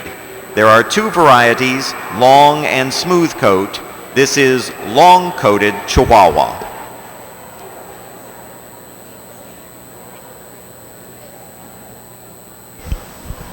This is our long-coated Chihuahua. This is number 16, Wendy. She is representing the long-coated variety. That's right. There are two Chihuahuas in this group. We have the long coat Chihuahua and the smooth Chihuahua. That's right. Again, we have the varieties. As you have seen, we are able to break down one breed into a division of varieties. Sometimes it's based off size, and sometimes it is based off of the coat structure. Again, they are going to be completely judged on one standard, just divided by their coats. So here we have the long and smooth. Next up on the table is our smooth-coated variety.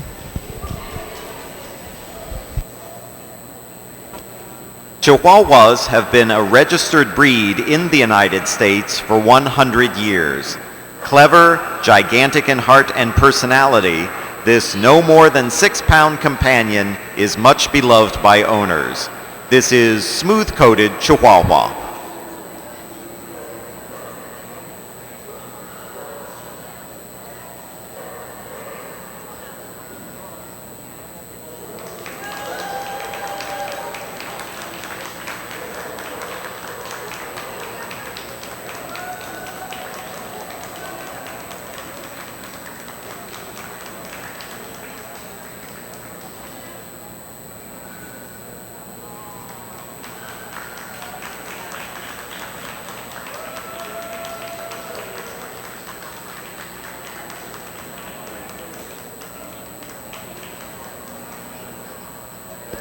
Always a favorite pet of the American and European aristocracies, the Pekingese is an ancient toy breed originating in China. It is one of the few breeds drawing its name from a capital city, Peking, now Beijing. Pekingese were the favorite breed of the Chinese imperial court and were brought first to England and from there to America. This is Pekingese.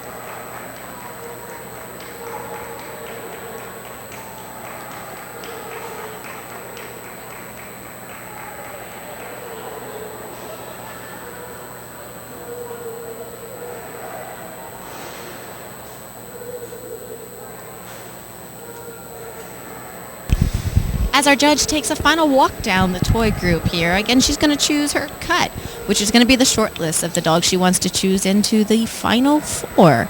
She gets to take a walk and look at each dog as they stand and posture and make sure that they put on that lasting impression so that she wants to pull them out for the final 4 cut here, Elizabeth.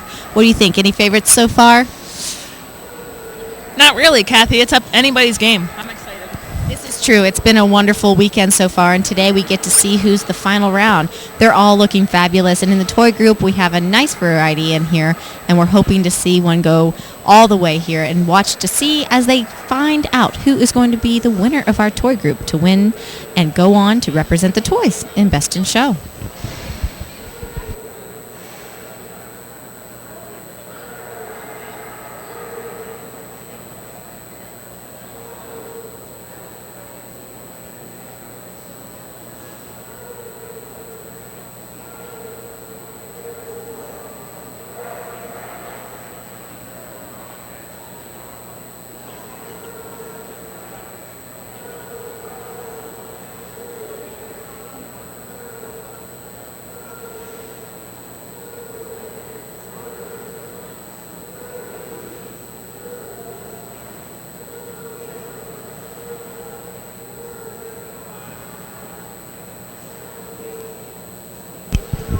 As the judge, Mrs. Suzanne Dillon, is taking a walk, she is really analyzing what our dogs here. She really cannot decide quite yet who she wants to choose for our final lineup. That's right, Kathy. She's taking a long look at the Shih Tzu, the toy poodle. Now she's actually making her cut now. She's got the Shih Tzu, the English Toy Spaniel, the miniature pinscher. She continues walking down. She brings the Yorkshire Terrier up. And now the toy poodle. And she's bringing the long-coated Chihuahua. This is her cut from her final group here, and she's excusing the rest. She is done with them for now until she works on her short list here to choose who she wants for her top 4. Let's watch as she sees. She'll probably give them one more go around to see how they gate and be able to analyze what she wants to do at this point. Let's watch Mrs. Suzanne Dillon.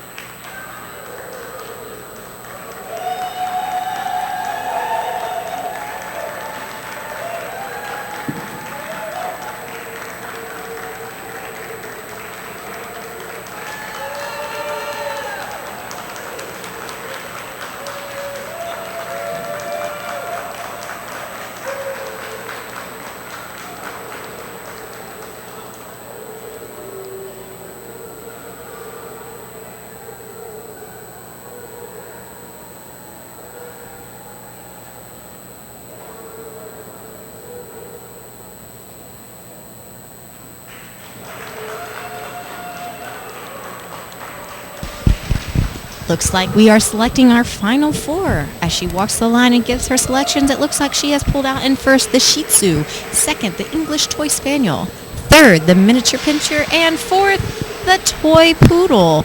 What a lovely lineup we have. And so now we have, advancing on from our toy group, the Shih Tzu. That's right. The Shih Tzu is going to join the Giant Schnauzer, the Russell Terrier, and the Scottish Deerhound. Wonderful, exciting lineup we have coming in for Best in Show. Stay tuned as we see the what comes up later. The toy group. First place is the Shih Tzu. Second place, the English Toy Spaniel. Third place, the Miniature Pinscher. And fourth place, the Toy Poodle.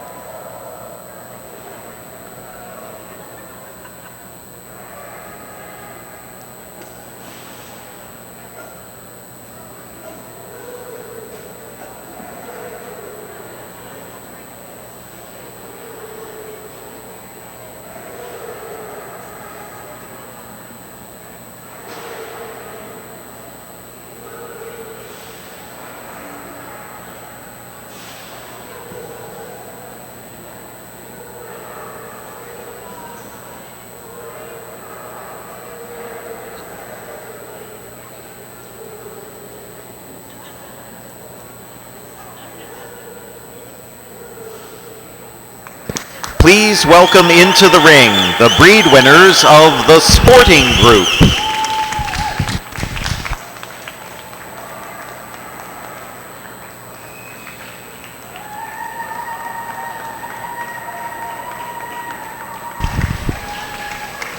Now coming into the group, we have the Sporting Group.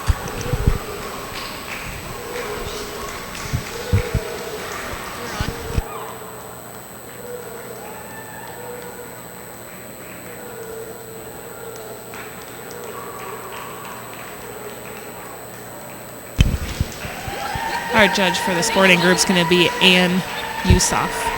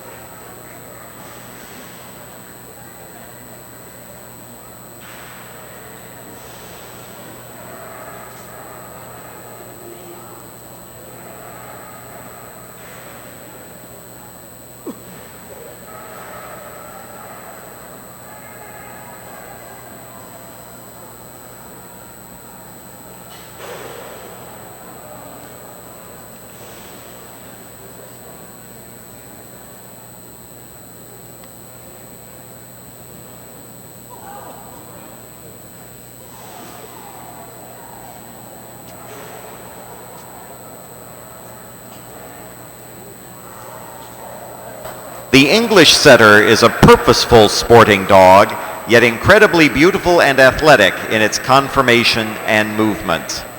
English Setters possess the strength of the Gordon Setter and the grace of the Irish Setter with a calm and warm disposition all their own. This is English Setter.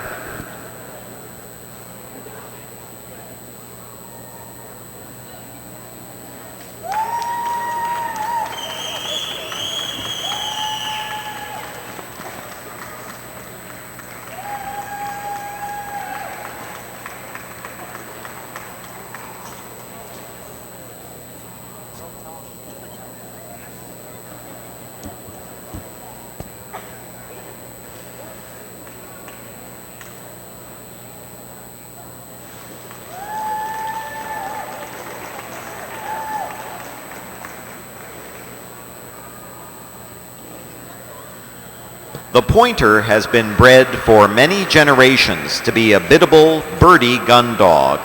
Believed to be originally from Spain, they were known first as Spanish pointers, far heavier cast dogs than the pointers of today. This is Pointer. Today's breed winner in the pointer is number 12. This is Storm. You know what? In the sporting group, we have a nice mixture of dogs that are going to be representing here today. We have the retrievers, the setters, and the pointers, and a variety of cockers and spaniels as well. So we have a little bit of everything in this group, in our sporting group. That's right, Kathy. This seems to be one of our bigger groups The today, Gordon so it's going to be Setter exciting to see combines beauty, who takes it home. This is the sporting group. Black and tan dog. Developed as a hunting breed, a pursuit today's Gordons still excel at, they can adapt to nearly every living situation. This is Gordon Setter.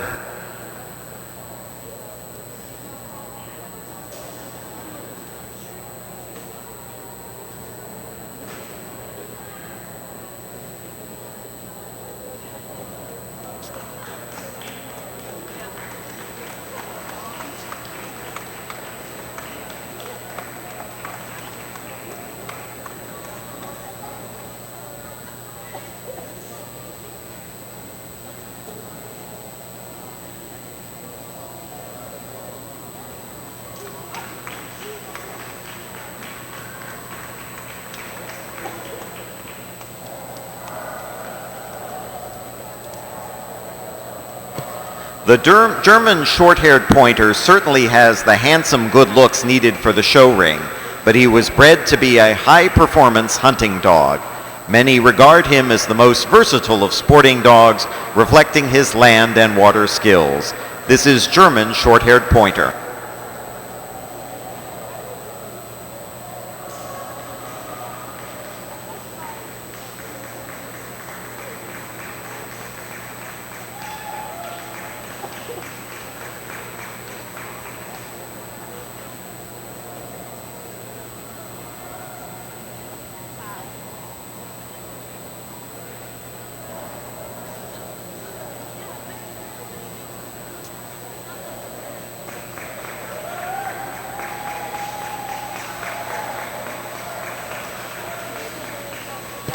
The curly-coated retriever is the oldest of the recognized retriever breeds, developed in England to retrieve game in the mid-1800s. Equally at home in the duck blind or hunting upland game, the curly is also an excellent family companion. This is curly-coated retriever. Today representing the curly coats, this is Thrills. You know, this is like one of our breeds today that you don't see a lot of, and although you may think it's something of the variety of one of the doodles, those are not able to compete at the dog show. We are all purebreds here, which has a actual link to their parent club that you can find out more information. Like a lot of our breeds here, if you're not sure about the breed, feel free to Google them and find out the parent club, which is all the ones that are registered with the AKC to be responsible for promoting the breed. That's right, Kathy. When you do go on those websites, it's going to explain the standard in detail what these judges are judging the dog based on. All the information from head to tail to movement, it's very informative. Again, please feel free to check those out when you want more information on the breeds you see here at the Central Ohio Kennel Club Dog Show.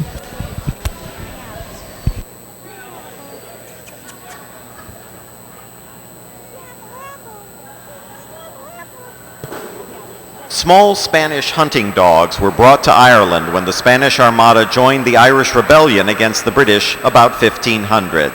Originally, they crouched or sat in front of the bird while the hunter threw a net over the bird and dog, hence the term setter. This is Irish setter.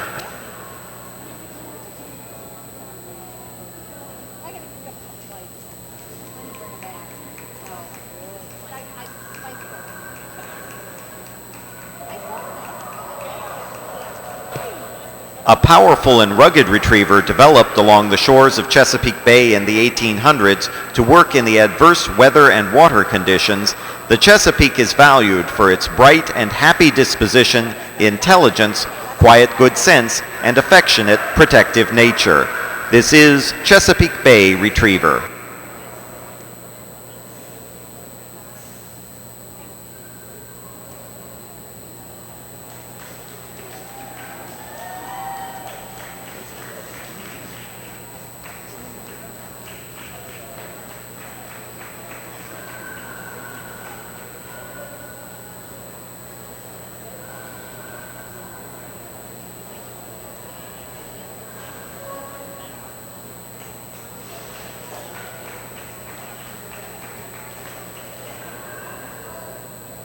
The Golden Retriever was developed in Scotland and England in the late 19th century for the purpose of retrieving wildfowl on land and water. Its physical characteristics and its willing, adaptable, trainable nature have also fitted it for usefulness in many other endeavors. This is Golden Retriever.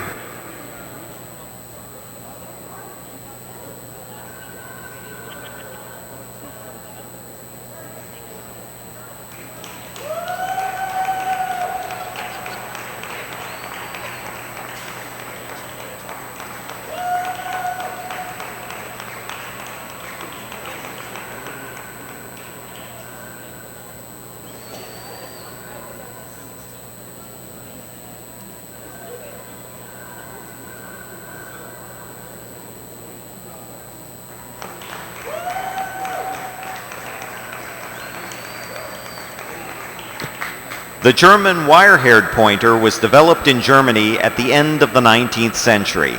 This is a rough-coated, all-purpose dog that can find both fur and feather, work in rugged terrain, retrieve on land and in water, and blood track wounded game.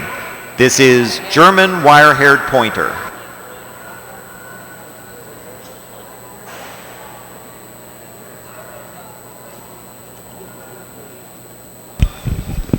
This is our wire-haired pointer. This is Duncan number 7. Again, like we've seen in some of these groups, not to keep repeating the same thing, but this is where you're going to see the variety that we have. This is where we want to see, this is the wire-haired. And then we also have the short-haired, Elizabeth. Yes, we do. It's nice to see those out there.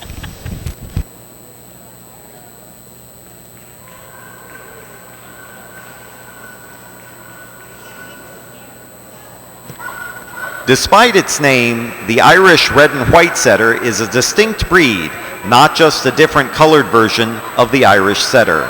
Bred primarily for the field, they should be strong, powerful, and athletic, with a keen and intelligent attitude. This is Irish red and white setter.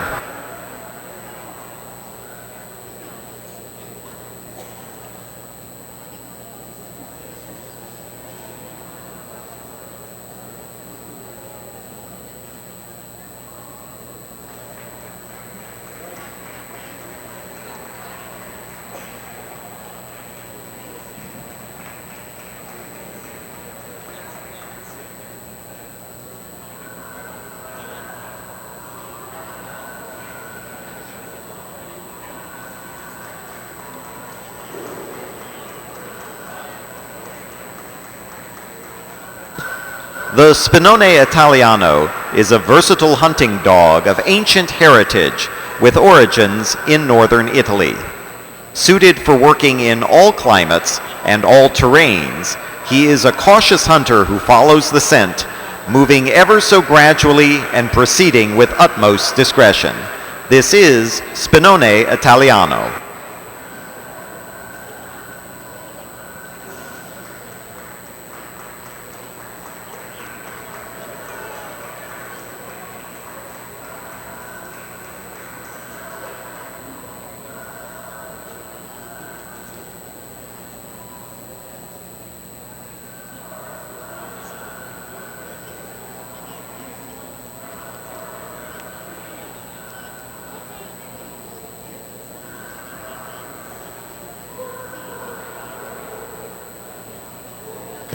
The Irish Water Spaniel shows enthusiasm for retrieving and makes it a wonderful alternative to other large sporting breeds.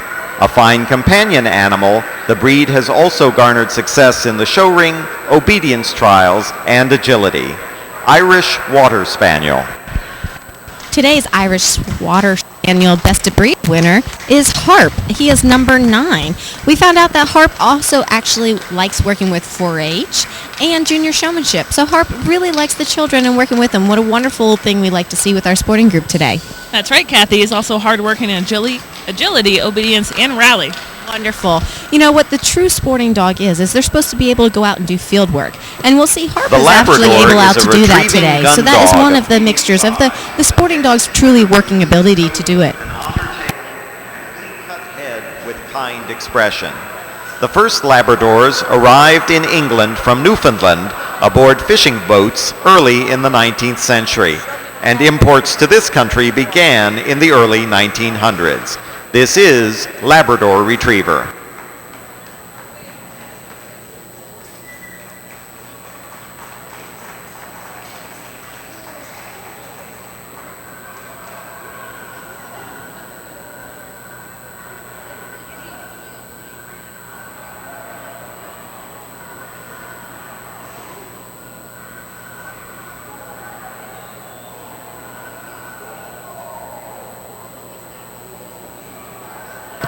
A medium-sized, strong, energetic hunter, the Brittany was originally developed in the 1850s from crossing English setters and French spaniels. This produced an athletic dog that today boasts more dual champions holding both conformation and field titles than any other sporting breed. This is Brittany.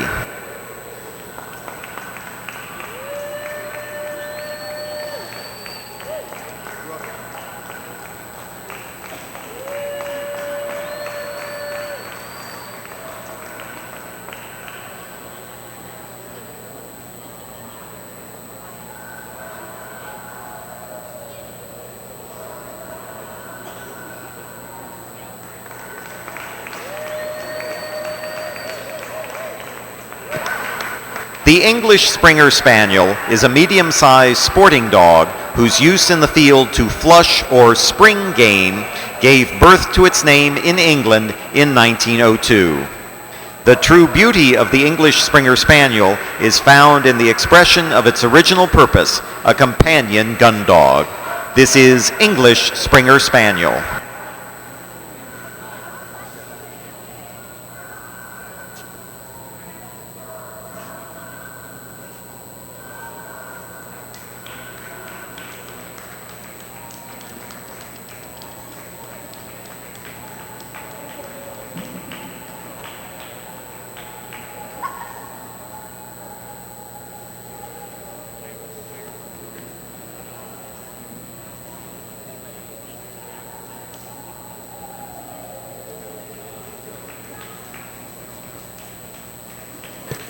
The Hungarian Vizsla represents one of the best in sporting dogs and loyal companions.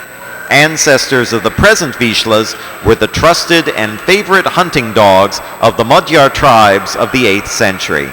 The Vizsla is a medium-sized, short-coated dog of distinguished appearance, golden rust in color. This is Vizsla.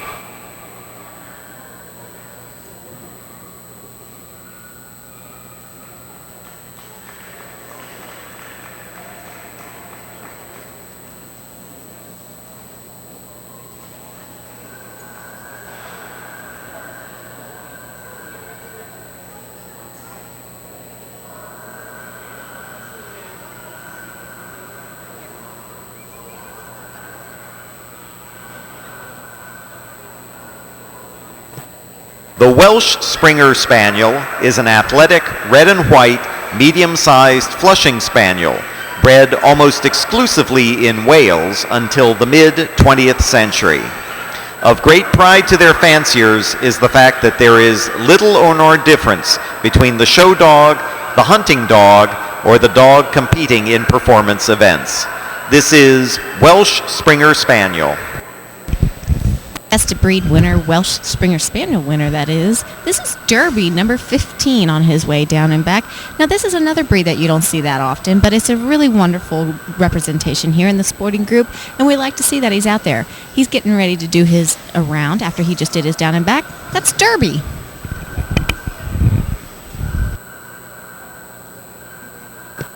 The Nova Scotia Duck Tolling Retriever, or Toller, is the official dog of the Canadian province of Nova Scotia. The Toller is a medium-sized, powerful, compact dog, originally bred to resemble a fox and to attract ducks closer to the water's edge by tolling or luring by its playful retrieval of sticks thrown by the hunter. This is Nova Scotia Duck Tolling Retriever.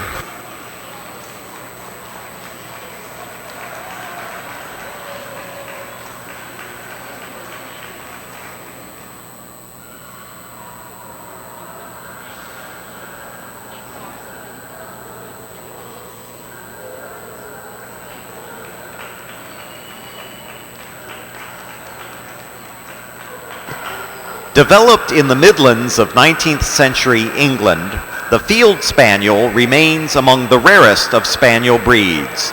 Moderate and well-balanced, the Field Spaniel is a combination of beauty and utility, renowned for a beautiful head with expressive brows that convey high intelligence and good nature. This is Field Spaniel. Field Spaniel winner today, Jackson, number 7, coming from the classes today to win Best of Breed here. He's on our way down and back to represent the Field Spaniel with a shite little shake there. That's right, Kathy. He's demonstrating his down and back so the judge can see his rear movement, his front movement.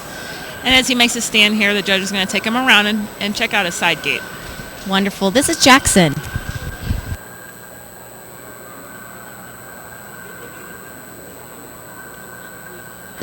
The Cocker Spaniel has remained one of the most popular breeds for many decades, but few Americans are aware that from the worldwide perspective, the well-known Cocker Spaniel is the English Cocker Spaniel. The English Cocker Spaniel is a practical house dog, small enough, affectionate, and moderately protective. This is English Cocker Spaniel.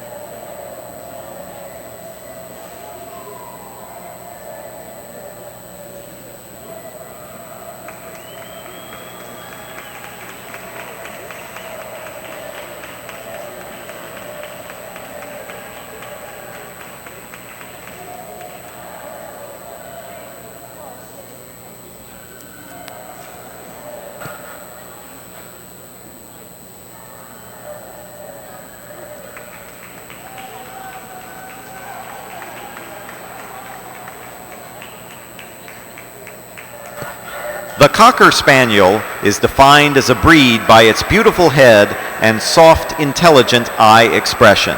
Developed as an upland game gun dog, it is compact and powerful, with smooth, laid-back shoulders and a strong rear that allows it to move freely in the field and swim well in water.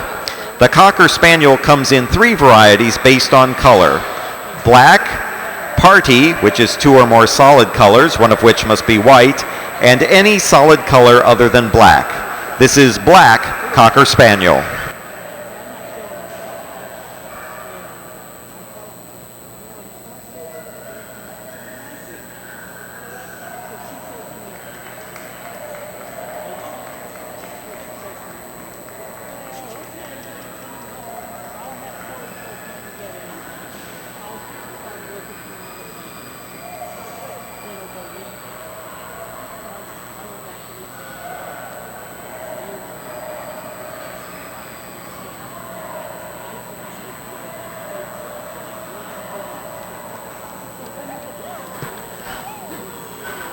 The smallest of the sporting spaniels, today's Cocker Spaniel continues to exhibit the heart, stamina, and drive for field work, the grace and beauty that sparkles in the breed ring, together with an affectionate disposition that have made it among the most popular companion dogs for more than 60 years.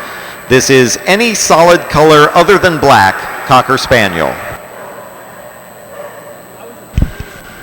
This is number 9 Ascov Cocker Spaniel. This is Tucker coming into the sporting group today for us. That's right, Kathy. And again, talking about the varieties, we have 3 Cocker Spaniels in the group. This one, Tucker, is an Ascov Cocker Spaniel, which stands for any solid color other than black. This is, again, where our varieties are for the breeds. When we talked about earlier in our hound group, in our toy group, you got to see the varieties that come through to select the breeds. Again, in the sporting group, we have varieties of the Cocker Spaniel.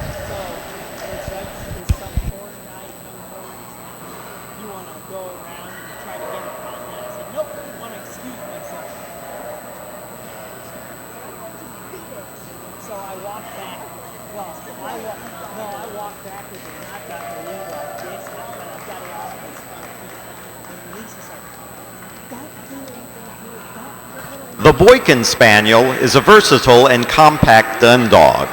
The breed was developed in the early 1900s in the Midlands of South Carolina to fill the need of local hunters for a smaller retriever for hunting waterfowl.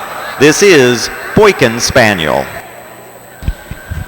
This is our Boykin Spaniel. This is Apple number 8. You know, an interesting little fact I have for you, Elizabeth, is that the Boykin Spaniel is the state dog of South Carolina. Did you know that? I did not know that, and it's actually one of the newer breeds we have here at AKC.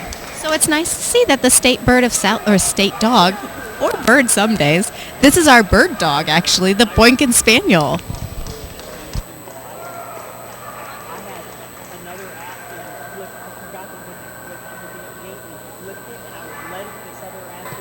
The Clumber Spaniel is a product of England and takes his name from Clumber Park, home of the Duke of Newcastle. Largest of all land spaniels, he is a methodical worker in the field, developed specifically for hunting upland game in dense cover.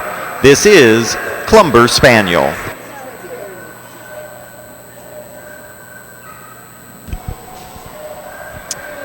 Here in the group, we have the Clumber Spaniel. Her name is Abby. This is Abby, number 10, coming in to represent the Clumber Spaniels today. And we're coming in towards the end of the lineup. Next we'll have the Sussex Spaniel, and then we'll see who's going to come out on top for the sporting group. Excellent.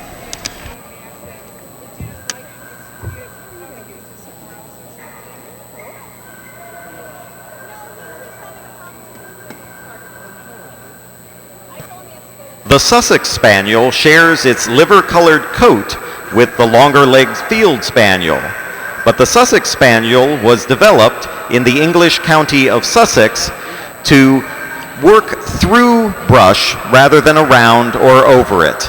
This is Sussex Spaniel.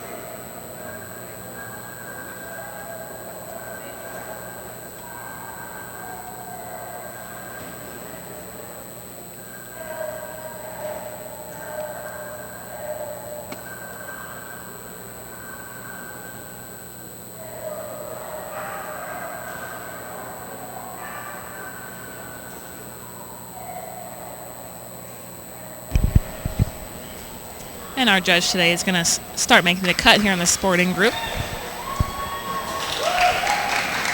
She's walking the line right now to bring out her final choice for who she wants to bring down to her short list. Bringing a variety of the dogs, walking the line. She's all the way down to the end of the line now. She's going to excuse the rest of the dogs that she is done working with for now and going to work with the group she's chosen. That's right, Kathy. Again, this is a big group, and they've probably cut about a third of the group. So we're going to see who comes out on top.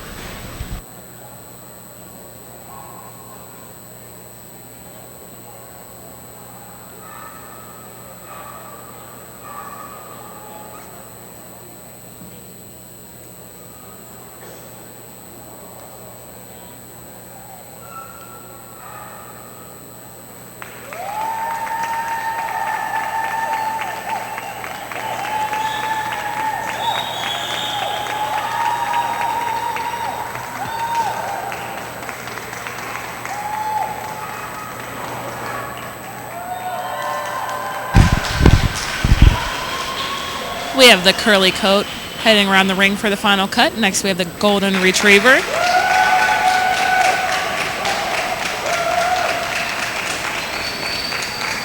Next we have the Labrador retriever.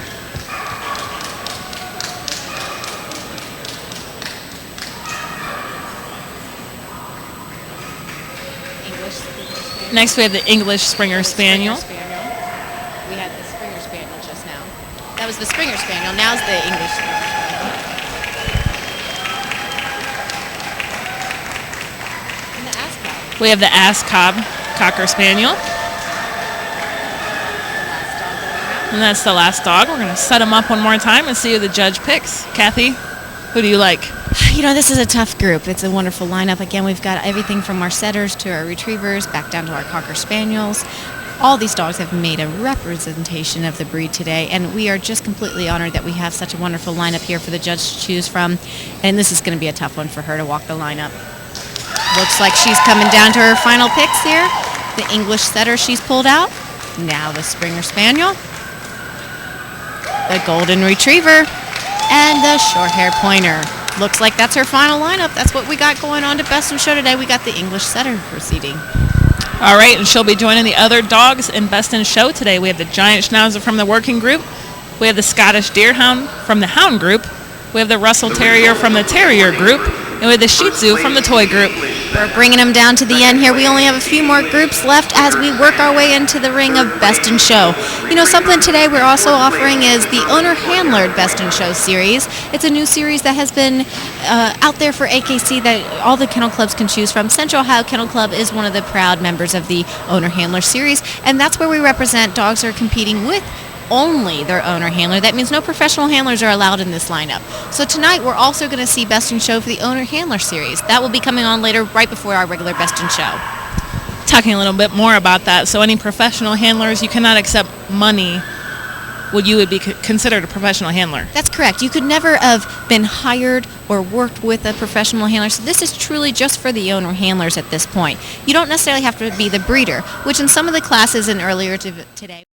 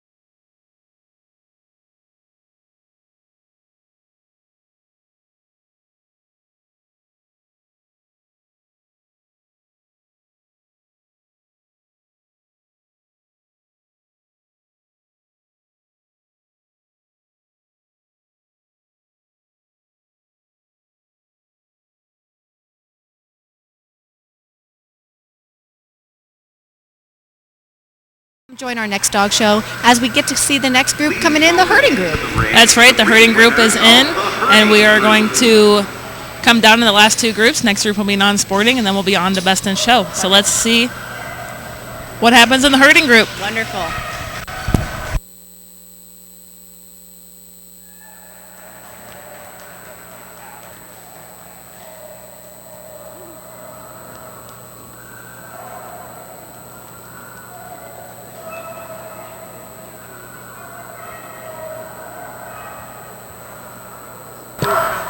The Briard is an ancient breed of France, and for centuries has been a sheep herding dog, a guardian of flock and home, and an all-around farm dog. Reported to be owned by Napoleon and brought to the U.S. by Thomas Jefferson, the Briard was the official dog of the French Army. This is Briard. This is our Briard number 9. This is Colby, Briard number 9, and we found out some fun facts about him, actually. His favorite toy is a large plastic baseball bat that he will actually retrieve and bring back. Although he may not be a sporting dog, he's in the herding group, which means he's actually active as well. That's right, Kathy. He leads off the herding group here, and it'd be interesting to see him try to carry that bat through a doorway. I think he might be able to pull it off. Let's watch Colby in the herding group.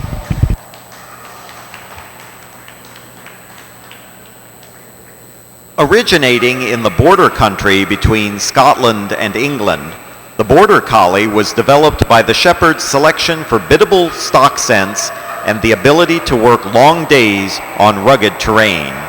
This created a breed with intensity, energy, agility, and trainability. This is Border Collie.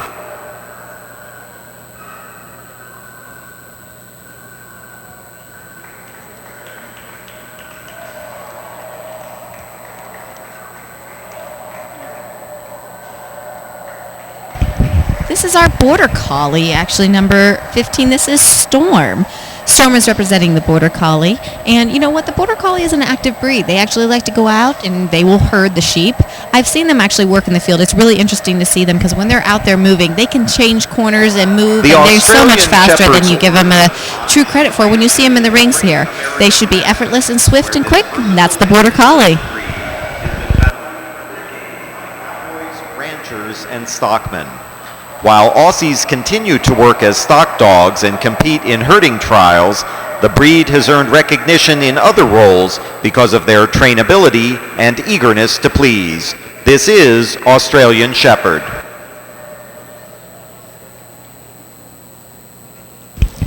Australian Shepherd Albert. This is number 37. You know what? We found out some interesting information about Albert. Elizabeth, what do you have for us? That's right. Albert, like myself's favorite show is Law and Order.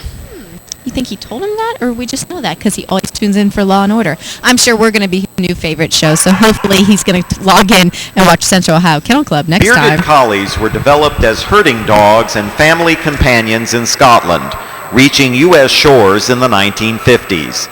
Their medium size, shaggy appearance, and bouncy enthusiasm quickly won them fans. This is Bearded Collie. Bearded Collie here, number 21. This is Zach. Zach is representing the Bearded Collies, which again, work in the field. They can have actually herding test instincts for these dogs. That's right, Kathy, and this is a fun breed to watch. They're very playful and active, as we just saw Zach there jumping up in the air. They're a happy breed, and they just look to please anybody. You know what my favorite part of the Bearded Collie here is when they run, hair flows and looks so smooth. It's sort of like the slow motion models you watch in the commercial, where you can see that they all have the hair flow like they just so effortlessly move their hair and the hair goes with them. It was really neat to see. This is the Bearded Collie. During World War I, they were used extensively on the battlefield as message carriers, ambulance dogs, and for pulling machine guns. True to their origins, they continue to be successful herders as well as excelling in many of today's competitive activities. This is Belgian Sheepdog.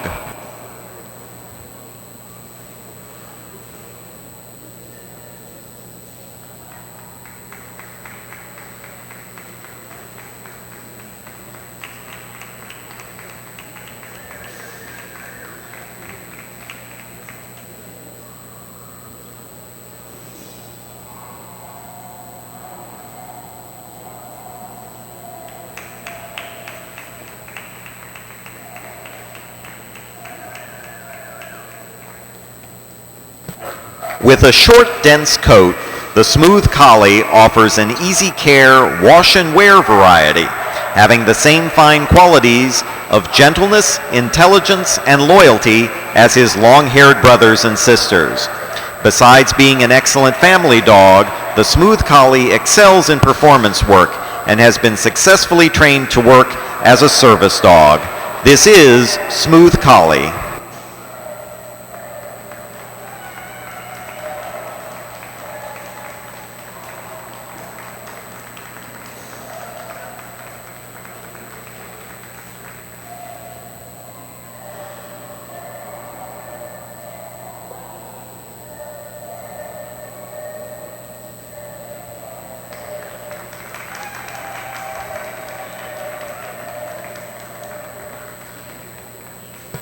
first developed and refined in Australia during the late 1800s to herd cattle. The Australian cattle dog is tough, courageous, and possesses great stamina. Their intelligence and ability to problem solve guarantee the Australian cattle dog excel in herding, obedience, agility, or as a vital family member. This is Australian cattle dog.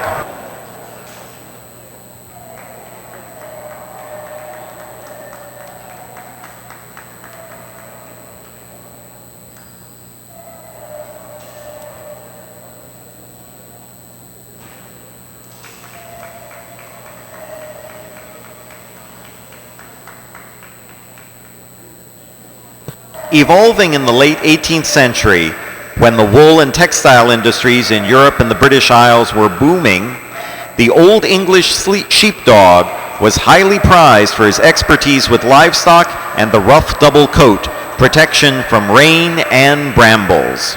Underneath the glorious coat of today's Old English sheepdog is still a thick-set, muscular, able-bodied dog. This is Old English sheepdog.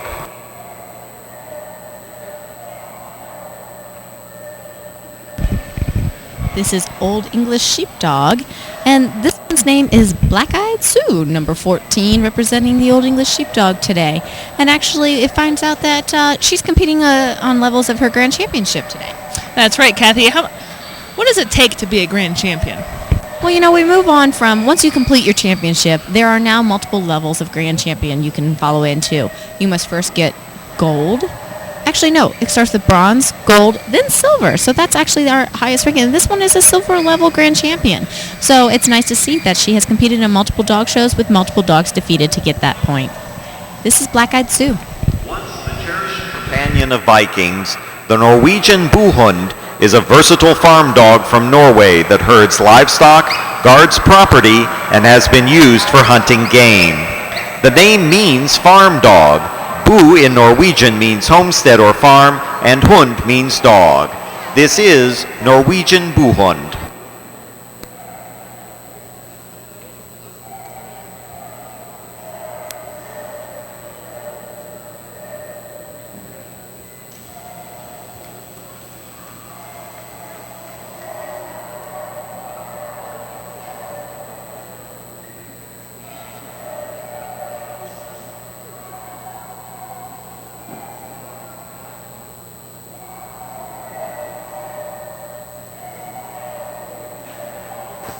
The Polish lowland sheepdog is an ancient breed first documented in the 13th century.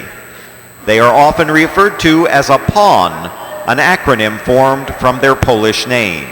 They are herders of considerable ability and are noted for their memory. This is Polish lowland sheepdog.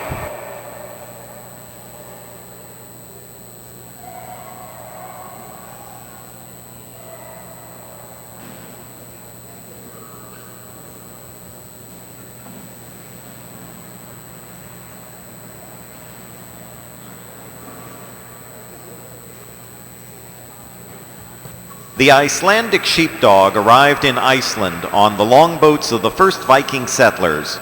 Its working method adapted to the struggle for survival, making it indispensable. A hardy and agile Nordic herding Spitz that barks, it is slightly under medium size with prick ears and a curled tail. This is Icelandic sheepdog. This is Lee, number 7, our winner from the Icelandic Sheepdogs today. You can see him bouncing around having a good time in the ring there. That's right, Kathy, and I've seen Lily around at the dog shows, and his favorite toy most of the time when I see him is a yellow tennis ball in his mouth. That's like a lot of our dogs here. They have a favorite toy, which they are allowed to take in the ring with them there. Now, they may not be able to carry it around in their mouth like they'd like to, but it's something they can go in to be excited and play, as they want to have a happy experience in the dog shows here. Mainstay of the economy of the High Pyrenees, and the Pyrenean Shepherd is the traditional working companion of the larger dog, the Great Pyrenees. This is Pyrenean Shepherd.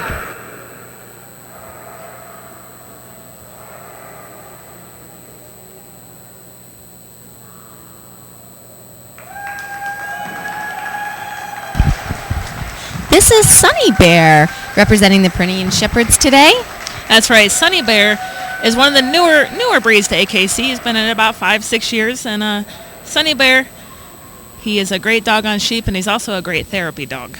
so he's actually using his form and function as well. Not only is he here representing himself in the group here, but in the herding group, but he also shows instinct for herding trials. Developing there and on the British mainland as a popular, affectionate companion, guardian, and farm dog. The Sheltie generally resembles a collie in miniature. This is Shetland Sheepdog.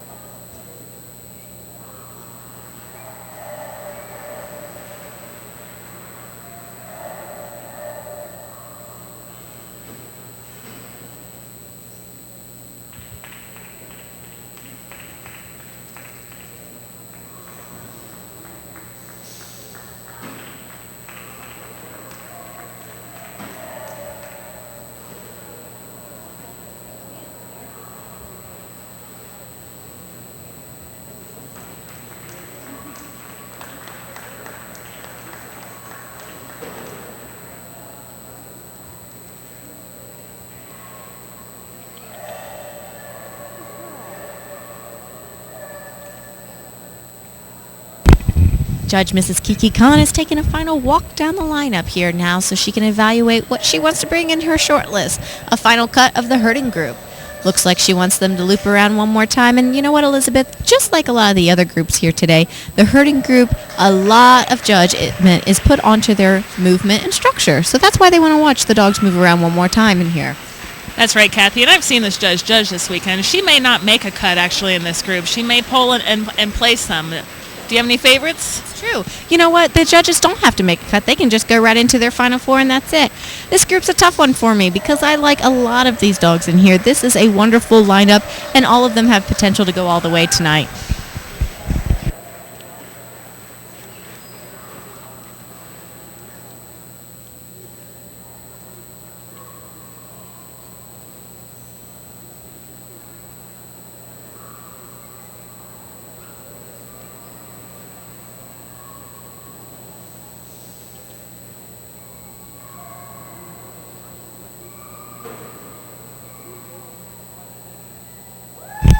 Judge is pulling out her selection here.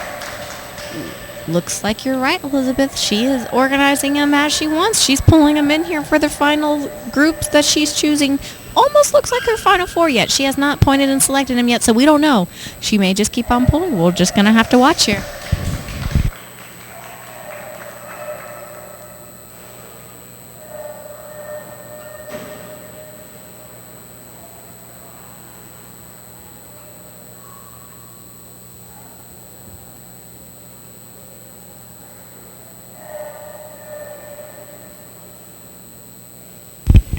She has made a cut for us today. Here she has pulled her final six of what she feels is her final selection of what she wants in the herding group here. She's making a final walk down, checking the expression, the alert ability of the dog. This is a lot of times where the judge really wants to see that shining moment. This is where they become the show dog, not just a dog in the ring. They want to see what they can bring to the table.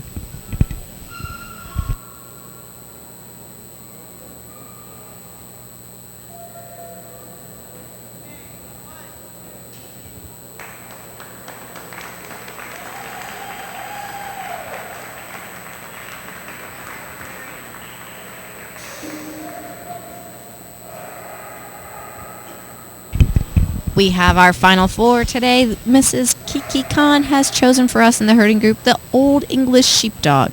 Second is the Pyrenean Shepherd. And then we have, the Belgian Sheepdog, and then the Smooth-Coated Collie. That, again, has a variety of the breed. It can be in smooth and rough.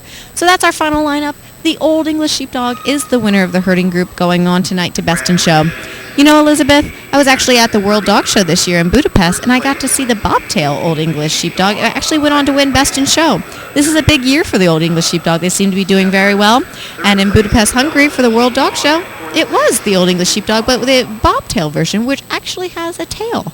So that was interesting to see. A lot of times in the dog shows here, we don't see the bobtail version, but it is the same breed here with the Old English Sheepdog. So tonight, again, our winner of the Group 1 in the herding group, the Old English Sheepdog.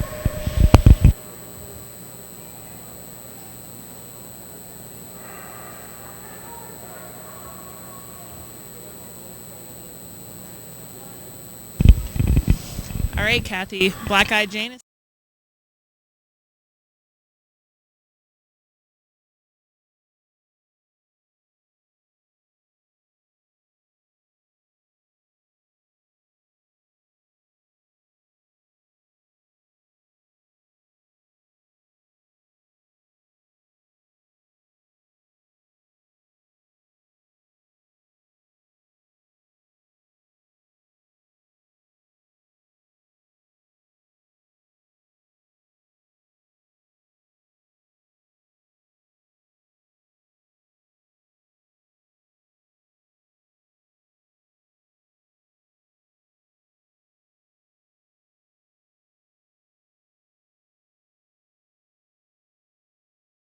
So we're going to find out here who won the sporting group as we have our final group coming in, which is the non-sporting group.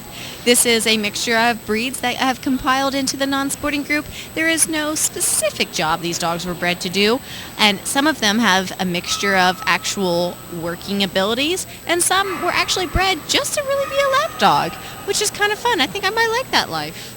That's right, Kathy. We have some popular breeds in here. The Dalmatian, we have the Standard Poodle, Shar-Peis, Bulldogs are one of the favorites out there. So it's going to be fun to see who takes it home. Here we go. We have our final group tonight for the non-sporting group. We got Judge Mrs. Susan St. John Brown coming in to see our final lineup. Let's see what she has to choose from tonight.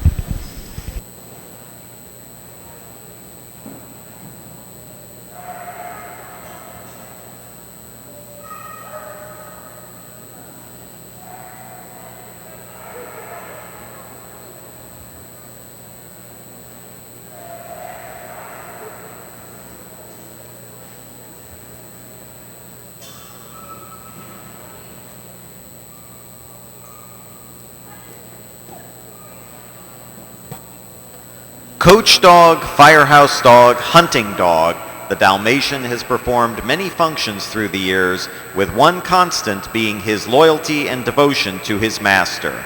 While the exact origin of the Dalmatian is a mystery, the breed's distinctive spots set them apart from all others. This is Dalmatian.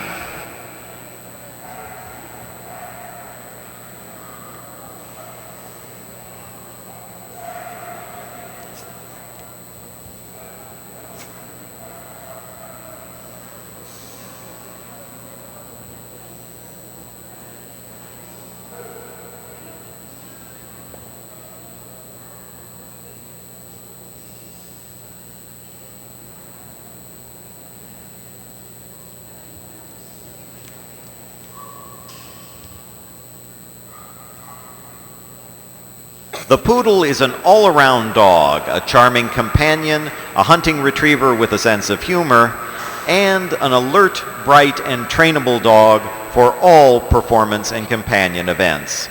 It is high maintenance because of the coat, which grows all over its body and must be kept trim, but the Poodle makes up for it with its extreme intelligence. This is Poodle.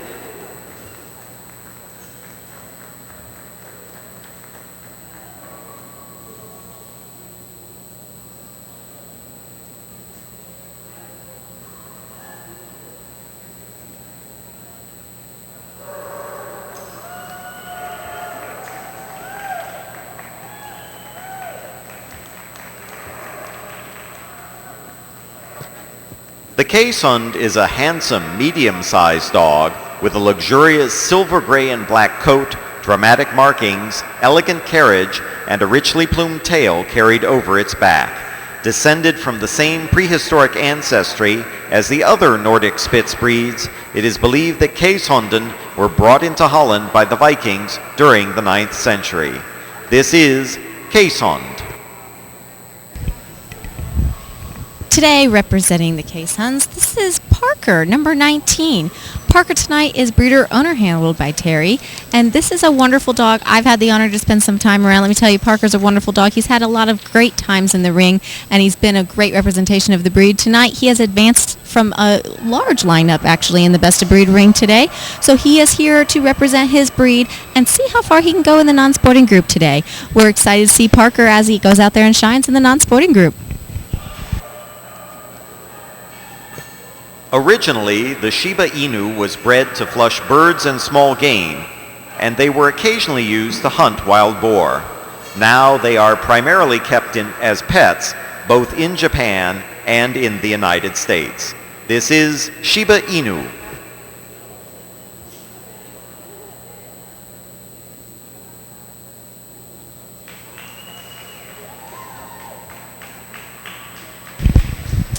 This is our Shiba. This is Soldier, number 7. And we found out earlier today about Soldier. What did we find out, Elizabeth?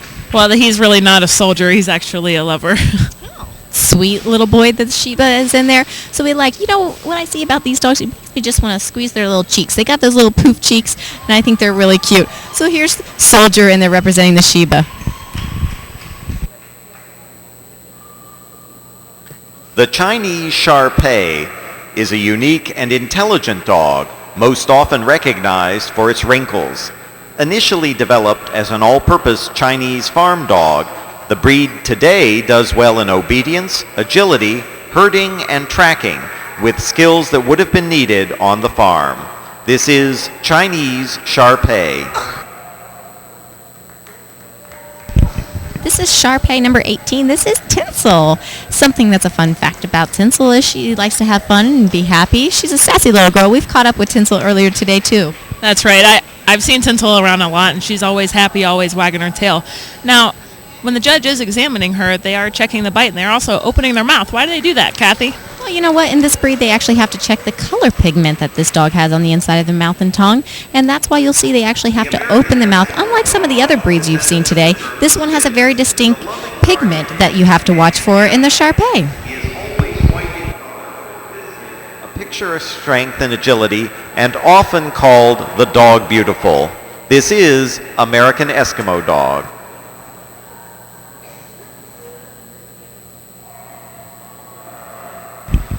American Eskimo. This is Roy. The American Eskimo is a happy little dog. You can often see them smiling, and you can see him as he comes down the down and back. He's got that big smile on his face, beautiful eyes popping out of that white coat. That's right, Kathy. And I'm wondering what we would do if we let all these dogs loose on a farm. A lot of farm dogs out here. Roy here loves kids. He lives on a farm, and he likes to herd ducks and sheep. So he's an active American Eskimo.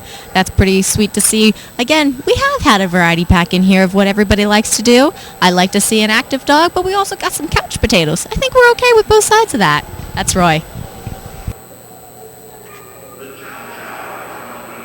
Recognizable types of dog, discovered in China more than 2,000 years ago.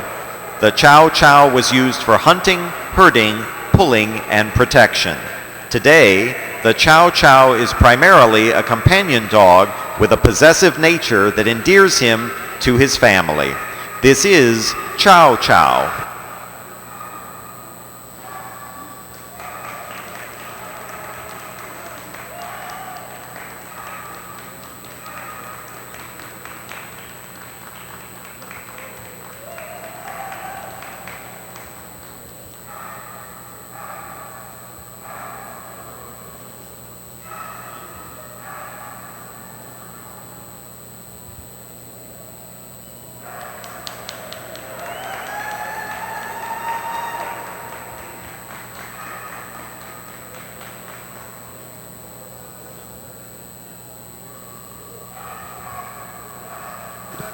The Lhasa Apso is a Tibetan breed developed by the Dalai Lamas that takes his name from the capital city of Tibet, Lhasa.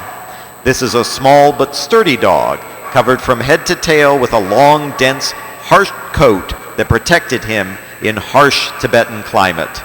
This is Lhasa Apso.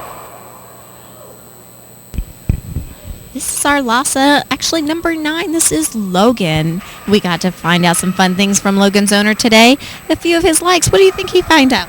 Well, he loves traveling to shows, he likes eating chicken, and he also loves squeaky toys. You know what? I think we could probably find that in a lot of dogs here. A lot of them also enjoy toys and the bait that's used here in the ring. But Logan looks like he's having a good time out in the show ring, and we're happy to see Logan coming in here tonight at the Central Ohio Kennel Club.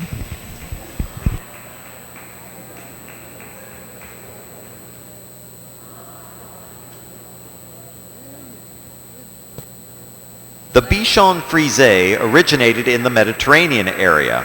They appeared in Italy and then Spain, where painters often included them in their works. They were also popular in France and Belgium, where they became nobility favorites during the Renaissance. This is Bichon Frise. This is Bichon, number 11. This is Remy. Remy's here with his handler, Ryan, who we found out today has a great time. We got to catch up with him earlier today, and he just has a fun time getting down. He's sassy, and Ryan has a good time playing with him. That's right. This team works well together, and they just love having fun together in the ring. We got to see him playing it earlier today. It was really cute how the two interact.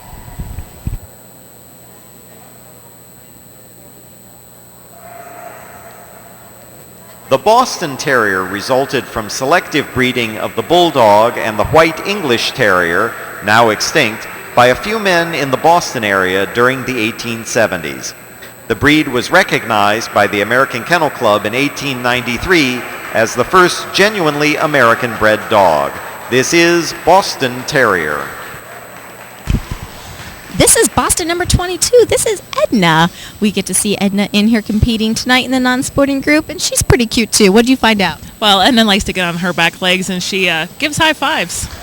That's pretty talented. Who said she's non-sporting? I think that takes a lot of sporting ability to me.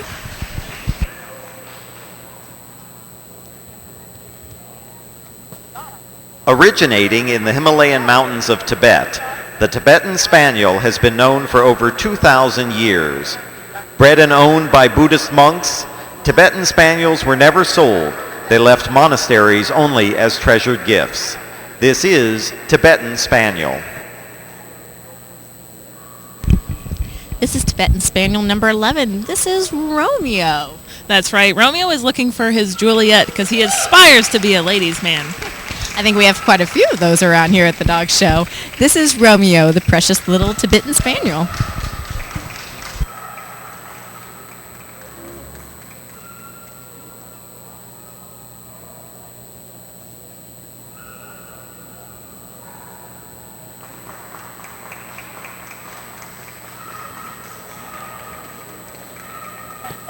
Though originally bred for the brutal sport of bull baiting, today's Bulldog is definitely non-sporting. His tough guy good looks, courage, and tenacity has made him a symbol of determination for many sports teams, but don't be fooled. A well-bred Bulldog is a fun-loving and extremely affectionate family member. This is Bulldog.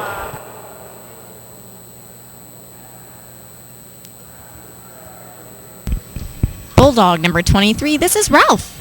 That's right. A very popular breed, the Bulldog, and Ralph's favorite thing, he likes belly rubs and treats. I think that's two good things to like. This is Ralph.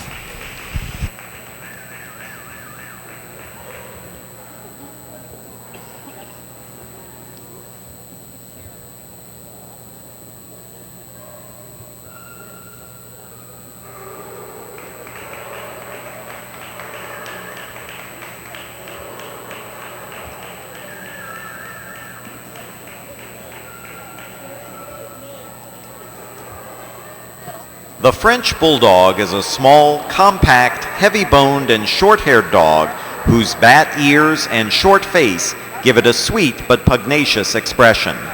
Frenchies originated in the 1800s from the same ancestor as modern Bulldogs, and their original function as a companion dog and lap pet are still their main job. This is French Bulldog. This is French Bulldog number 10. This is Essie. You know, the French Bulldog is one of my favorites. I have to say, I do own few of these little guys, and they are just my cuddly little partners. I enjoy them, and I think you do enjoy them too, Elizabeth. I actually do, and I also have bulldogs at home. Same type of face. I just love giving them kisses. How can you not love those faces? They're pretty darn cute. Their little squishy wrinkles bring you in every time. This is our French Bulldog.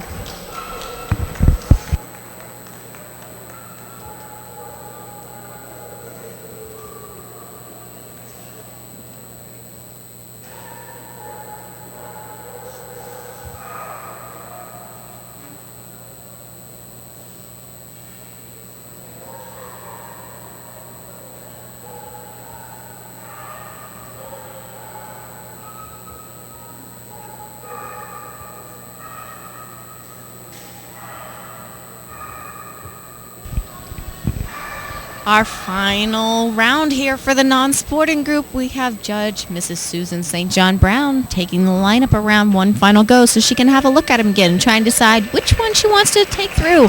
This one will be the first group here, the last group for our first group here. The winner will go on to Best in Show, so we will see which one she wants to do.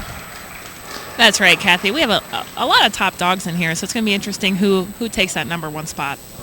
They look like they're all having a good time. Some of them being a little spunky in there.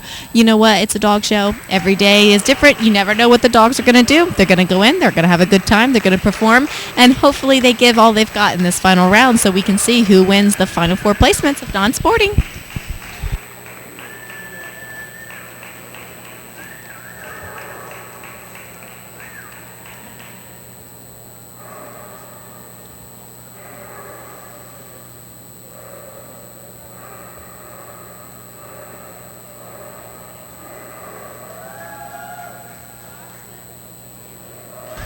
She's choosing her final lineup here. Looks like group first in the non-sporting group is the Shar-Pei tonight, Miss Tinsel. And second is the Boston Terrier. Third, we have the Shiba taking the third spot. And in fourth, it looks like working his way down there to 4 is the Chow Chow. What a beautiful lineup we had in here today. And looks like a very successful lineup. So Tinsel will be moving on for us to represent the non-sporting group. That's right, and now we have our lineup for Best in Show. We have the Terrier group, we have the Russell Terrier, we have the Working group, the Giant Schnauzer, the Hound group, we have the Scottish Deerhound, the Toy group, we have the Shih Tzu, Sporting group, we have the English Setter, and then for the Herding group, we have the Old English, and rounding it out here, we have the Chinese Shar-Pei for Best in Show. I'll tell you, that's a fantastic lineup. A lot of these dogs you don't get to see on an everyday basis. You know, going through your neighborhoods, you see some of your general popular breeds, but not always do you get to see some of these dogs.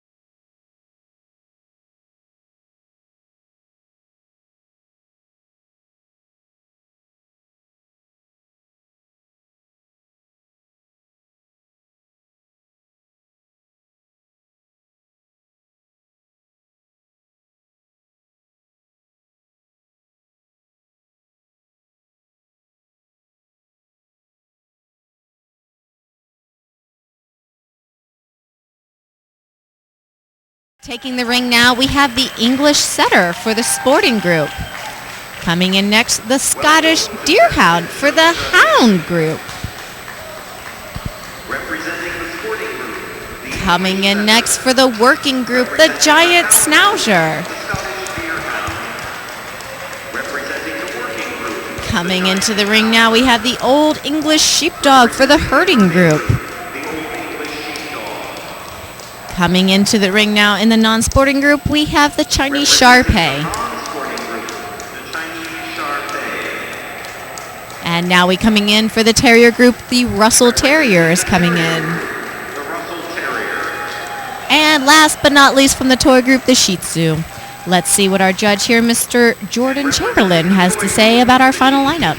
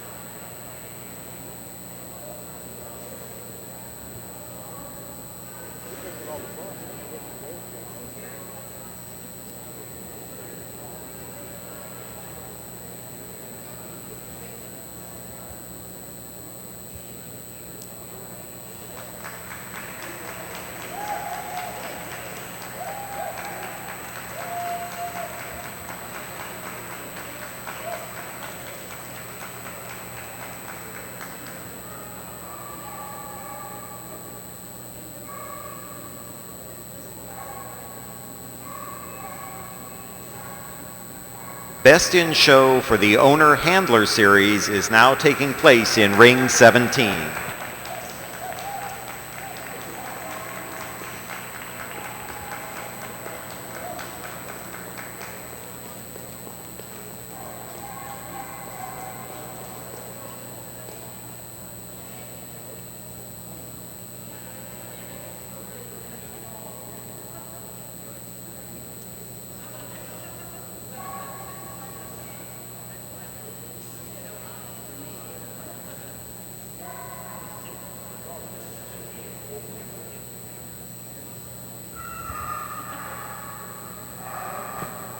The owner-handled bearded collie is needed in the owner-handled Best in Show ring now.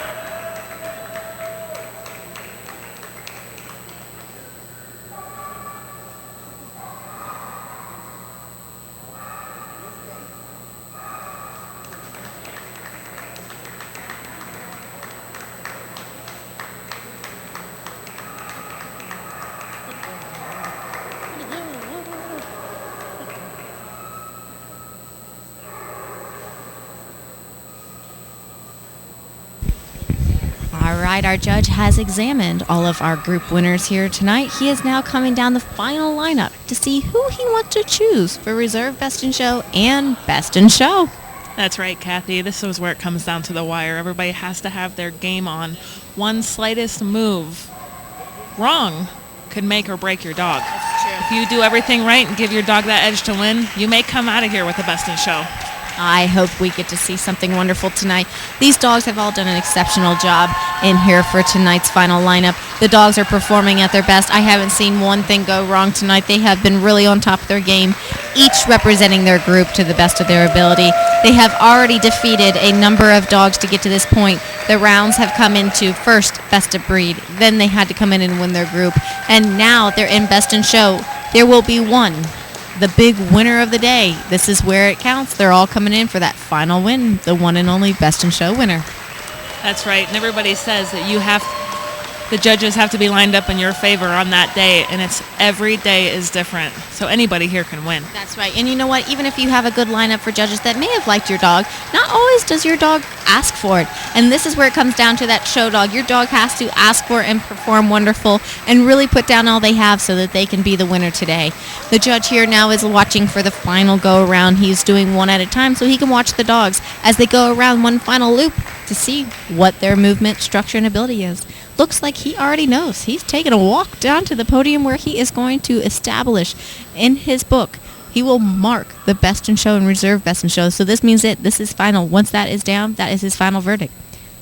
That's right, Kathy. And actually, he is coming out, and he looks like he's going to hand out the ribbons. Let's see who he picks. All right. He is wonderfully ready here.